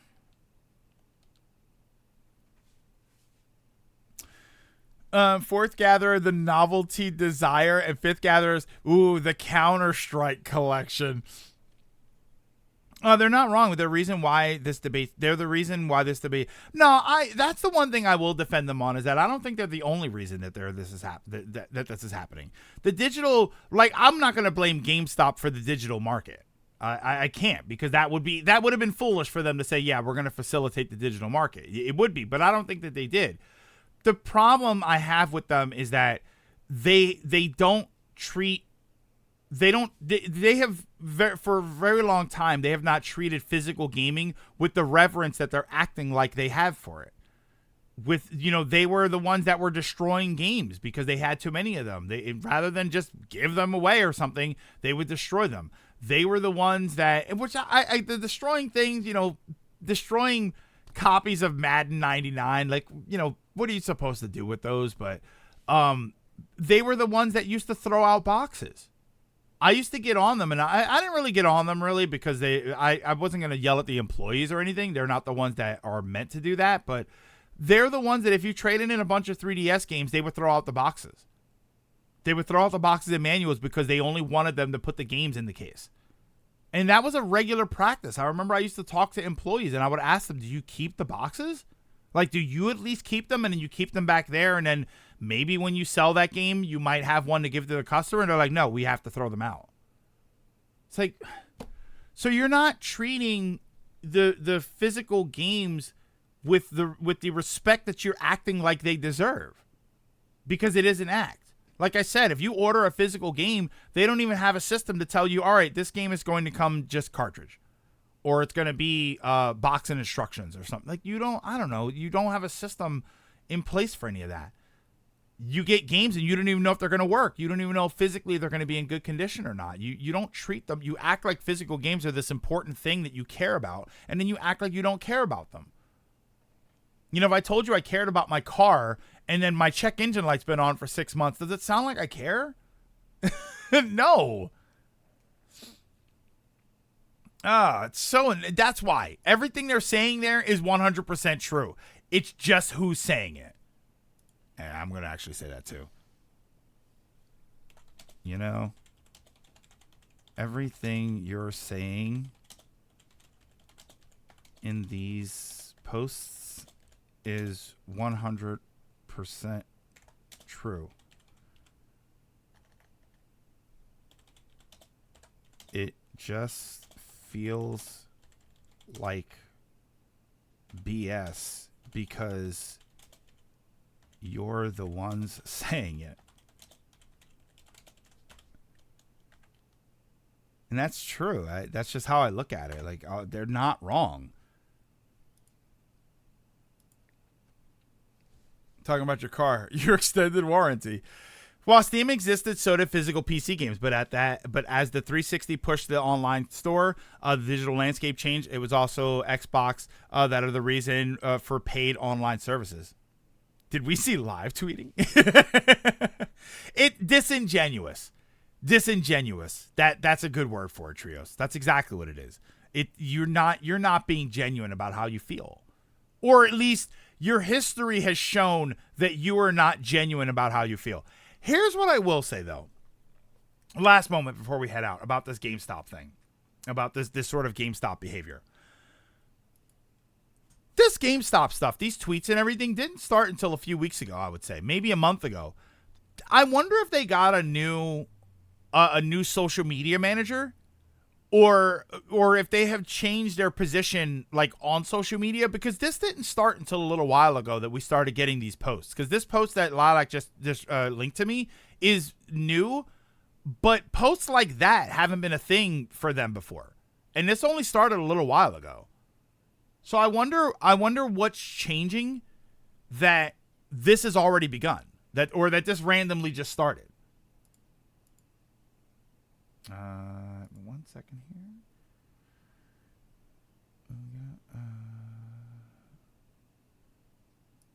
I'll see. Looks like they're on a... Stop with the knock things. Oh God, the big thing that says knock on the streamer was in the way. It's basically like a butcher protesting against slaughterhouses. Yeah, I don't know, man. It's so strange. The worst part is the employee running to Twitter probably means it, but that's what I'm wondering. I'm wondering if it's just a random person, because corporate has to approve of that. If corporate was not okay with them sending these messages, they would stop them, and this isn't the first time that they've done that. So corporate has to be okay with it. So what about this is suddenly they're saying, oh yeah, we support this position now. Did you set knock to favorites only? No, because it won't matter, right? It won't matter if I have, because isn't the trick that you have to set it to favorites but then not have any favorites? I guess I don't have favorites, right?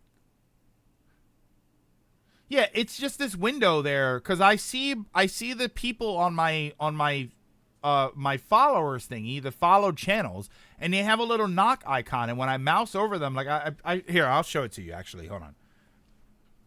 For anybody that doesn't know what I'm talking about here. This one. No, wait. You can still knock others, it just stops them knocking on you. All right. 1 second here. Hold on, you're gonna see yourselves really quick. Hello? There you go.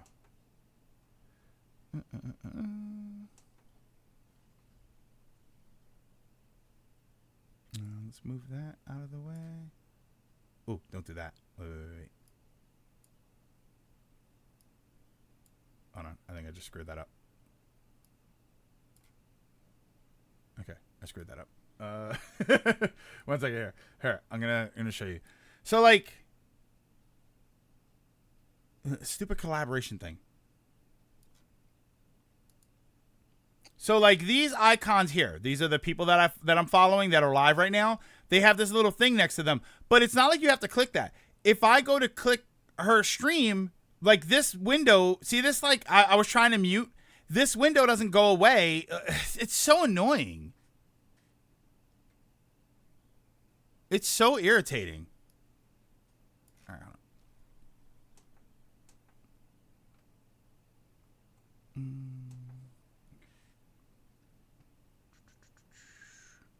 Where's my other window? Where's my window? There it is. Nope. We see nothing. Oh, did I not switch it? I didn't switch it over for you. I switched it on my end. I didn't switch it for you guys. I'm sorry. No, it's don't worry about it. It's a little, the little icons, the follower icons. It's got a little thing and there's a little window that pops up and it just gets on my nerves. And it gets on my nerves because I keep worrying that I'm accidentally going to click it and I don't want to click it. I love Twitch saw YouTube flounder with good policies and went, what if we did a speed run of that? Yeah, I don't know. I mean, YouTube is interesting because YouTube had YouTube gaming and we all thought it was going to die. And it basically did. And then they had some sort of resurgence. And I think the only reason YouTube streaming resurged was because Twitch was doing so bad.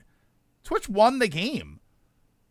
It's so wild that Twitch had won the streaming game against YouTube and they fumbled. And they messed it up so badly. Or they're messing it up so badly. Because I don't think they're done yet. They're not rocked yet. But if they don't keep it, if they don't do something, if they don't sort of turn these stupid policies around, they're gonna lose. YouTube is just more convenient, and right now it's starting to offer better features. The knock feature was actually an idea from an ambassador. That's not a good idea. I mean, that's just them scapegoating it. Then shut it down. It's like, okay, that's an idea from an ambassador, but did you ask anybody else? You took an idea from one person? I'm one person. Do I have an idea? Well, I'm not an ambassador, but what other ambassador ideas are you taking? What are we doing? Is that who we're giving all of this power to? Somebody that had one idea? Because I guarantee you there's probably a better way to implement it than what they did. It's just so stupid. I'd rather they put that energy into figuring out other things. I don't know. People said that, and the guy doubled down that it was a good idea. People need to give it a chance, and then he made a stream title, I destroyed Twitch. Let's see if I can destroy Overwatch. That's funny. Yeah, I don't know. That's just so goofy. Well, Twitch has a better feature. YouTube's netcode has been way better. YouTube's been way better. YouTube apparently has a better bit rate. I think you can stream at like 15K bit rate or something. There's like the bit rate's much higher, or 10K, or I forget how much it is, but you could stream at a much better quality. Obviously, you've got the fact that your streams are going to be up as a VOD permanently. They're not temporarily up there. There's just a lot of features. The only thing that YouTube is missing is some sort of free subscription service. Like this has Twitch Prime subs, right? You have Twitch Prime subs here. YouTube just doesn't have anything like that. So I don't think it does, right? If you don't get a free membership or something for every month that you're paying for YouTube, do you? Because if you're paying for YouTube Premium and you get a free sub every month, that would be kind of beneficial. That would be sort of comparable. Why YouTube had a resurgence? They screwed up a lot. They do seem to actively be trying to fix YouTube.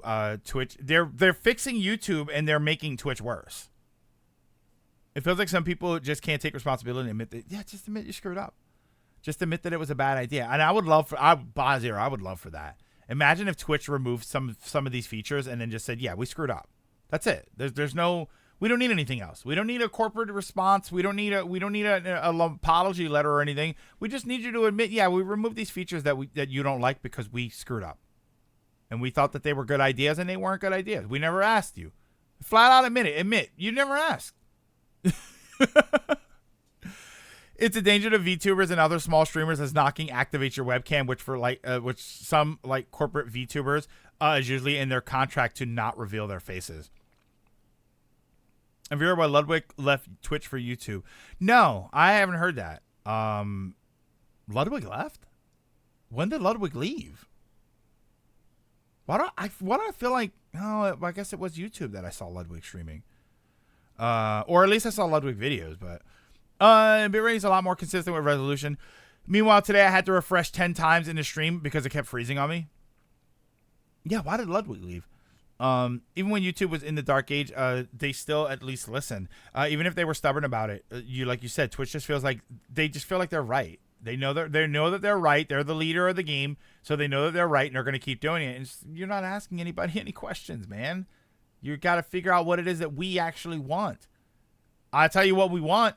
If Twitch, if you want to know what streamers want, let me tell you what streamers want more than anything.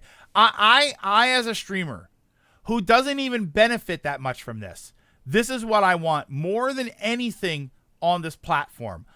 I want to stream with confidence that you are not going to shut me down or give me a strike or do anything bad when I accidentally or even on purpose play some kind of music and I don't realize that it's going to get me in trouble.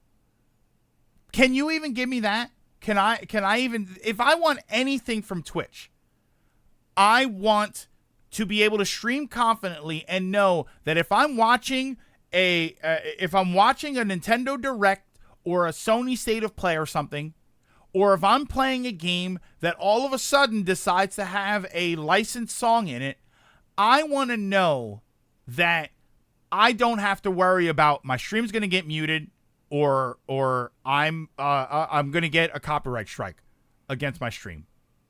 And I can't even have that. Every time we watch a State of Play or something and a copywritten song comes on and a licensed song comes on, I panic. And I think, oh, is that now? Do I have to talk over this thing, or do I have to mute the stream or something? And it happens. That's what's crazy. I got well, that was YouTube. YouTube did that to me. Where I got YouTube is kind of the same thing though. I get that with YouTube also. Where I got demonetized on the final part of Final Fantasy 16 because I think one of the songs was copywritten. In-game music. There's no licensed music in that game, but I got copywritten on that. Ludwig had seeing streams from September to look for people playing music when they shouldn't. Yeah, like why are you doing that? Twitch already forcefully ended your stream because you said what they didn't like.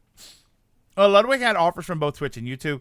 He initially chose Twitch, but when he told YouTube people about this, they came back with a better offer. He told Twitch people who's going to YouTube. Twitch people just said goodbye. Yeah, and that's why. And you know what the problem is? They were probably paying him a lot of money. They probably had a lot of money invested in him, and they said, "All right, we have to." Because I think the big ones like Ludwig, I think they get contracts, and they probably said we can't. Ninja, I think the same thing happened with Ninja. Was that Ninja? They were paying out a lot of money, so when he left to Mixer, they just said, all right. And then they got lucky because Mixer shut down and Ninja ended up coming back anyway. But I don't even know if Ninja's on Twitch anymore. He might have gone over to YouTube. The answer is we gave you some new emote slots and a golden kappa. Dragoon, that's like the pizza party of Twitch.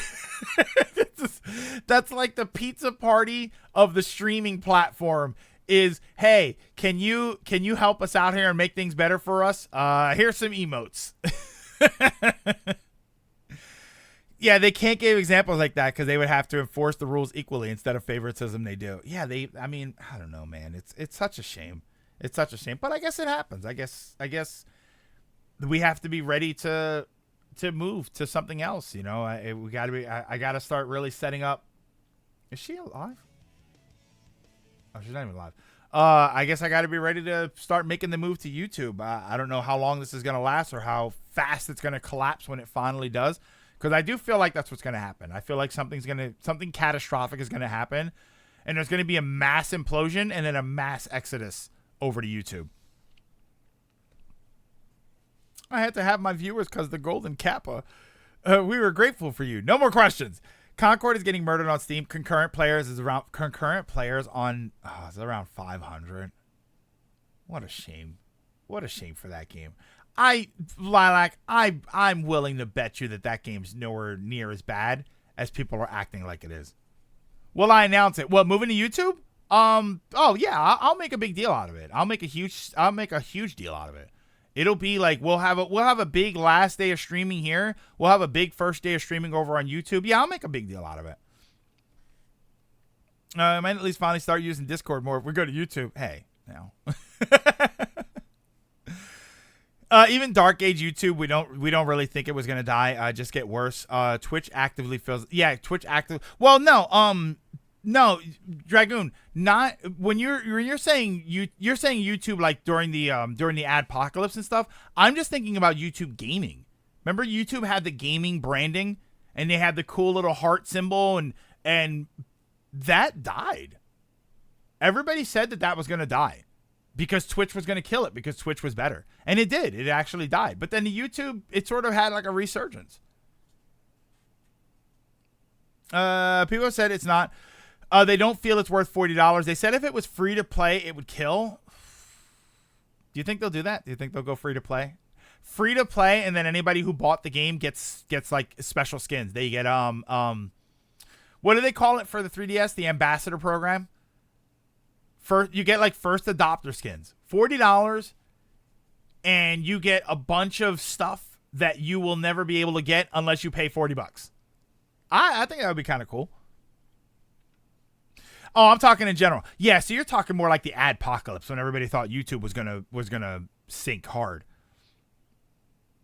They're smart. They could save Concord in Season 2 by moving. Yeah, I think that's probably the best thing that they can do. If they move Concord to a sort of ambassador program, anybody who paid for it gets a bunch of stuff that you can only get if you were the early adopter of the game, and then the rest of the game is free to play, that's probably going to be the best thing for them to do. All right.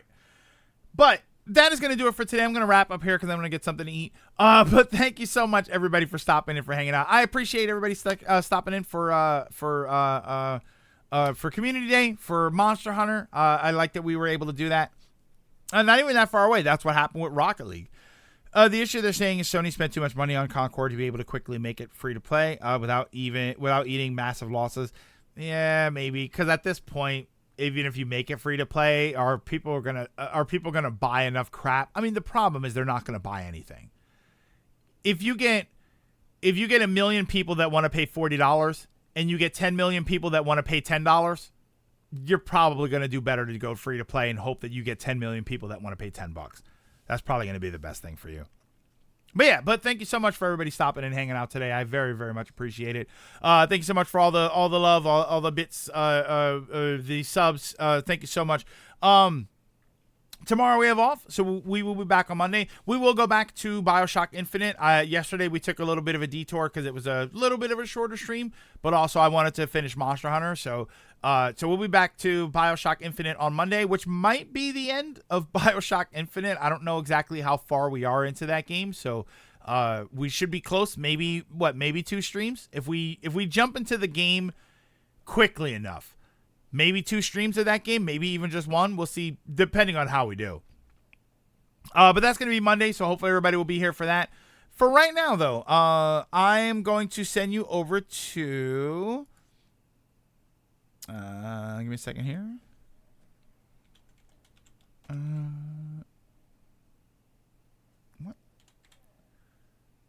What? Did she not stream? Okay. I'm going to send you over to Strawberry Jam. Strawberry Jam is doing looks like a 12-hour stream. It looks like they're doing a 12-hour stream of Sonic stuff. So stick around after the credits, and I will send you over there to hang out and represent us very well. But thank you once again, everybody, for stopping and for hanging out.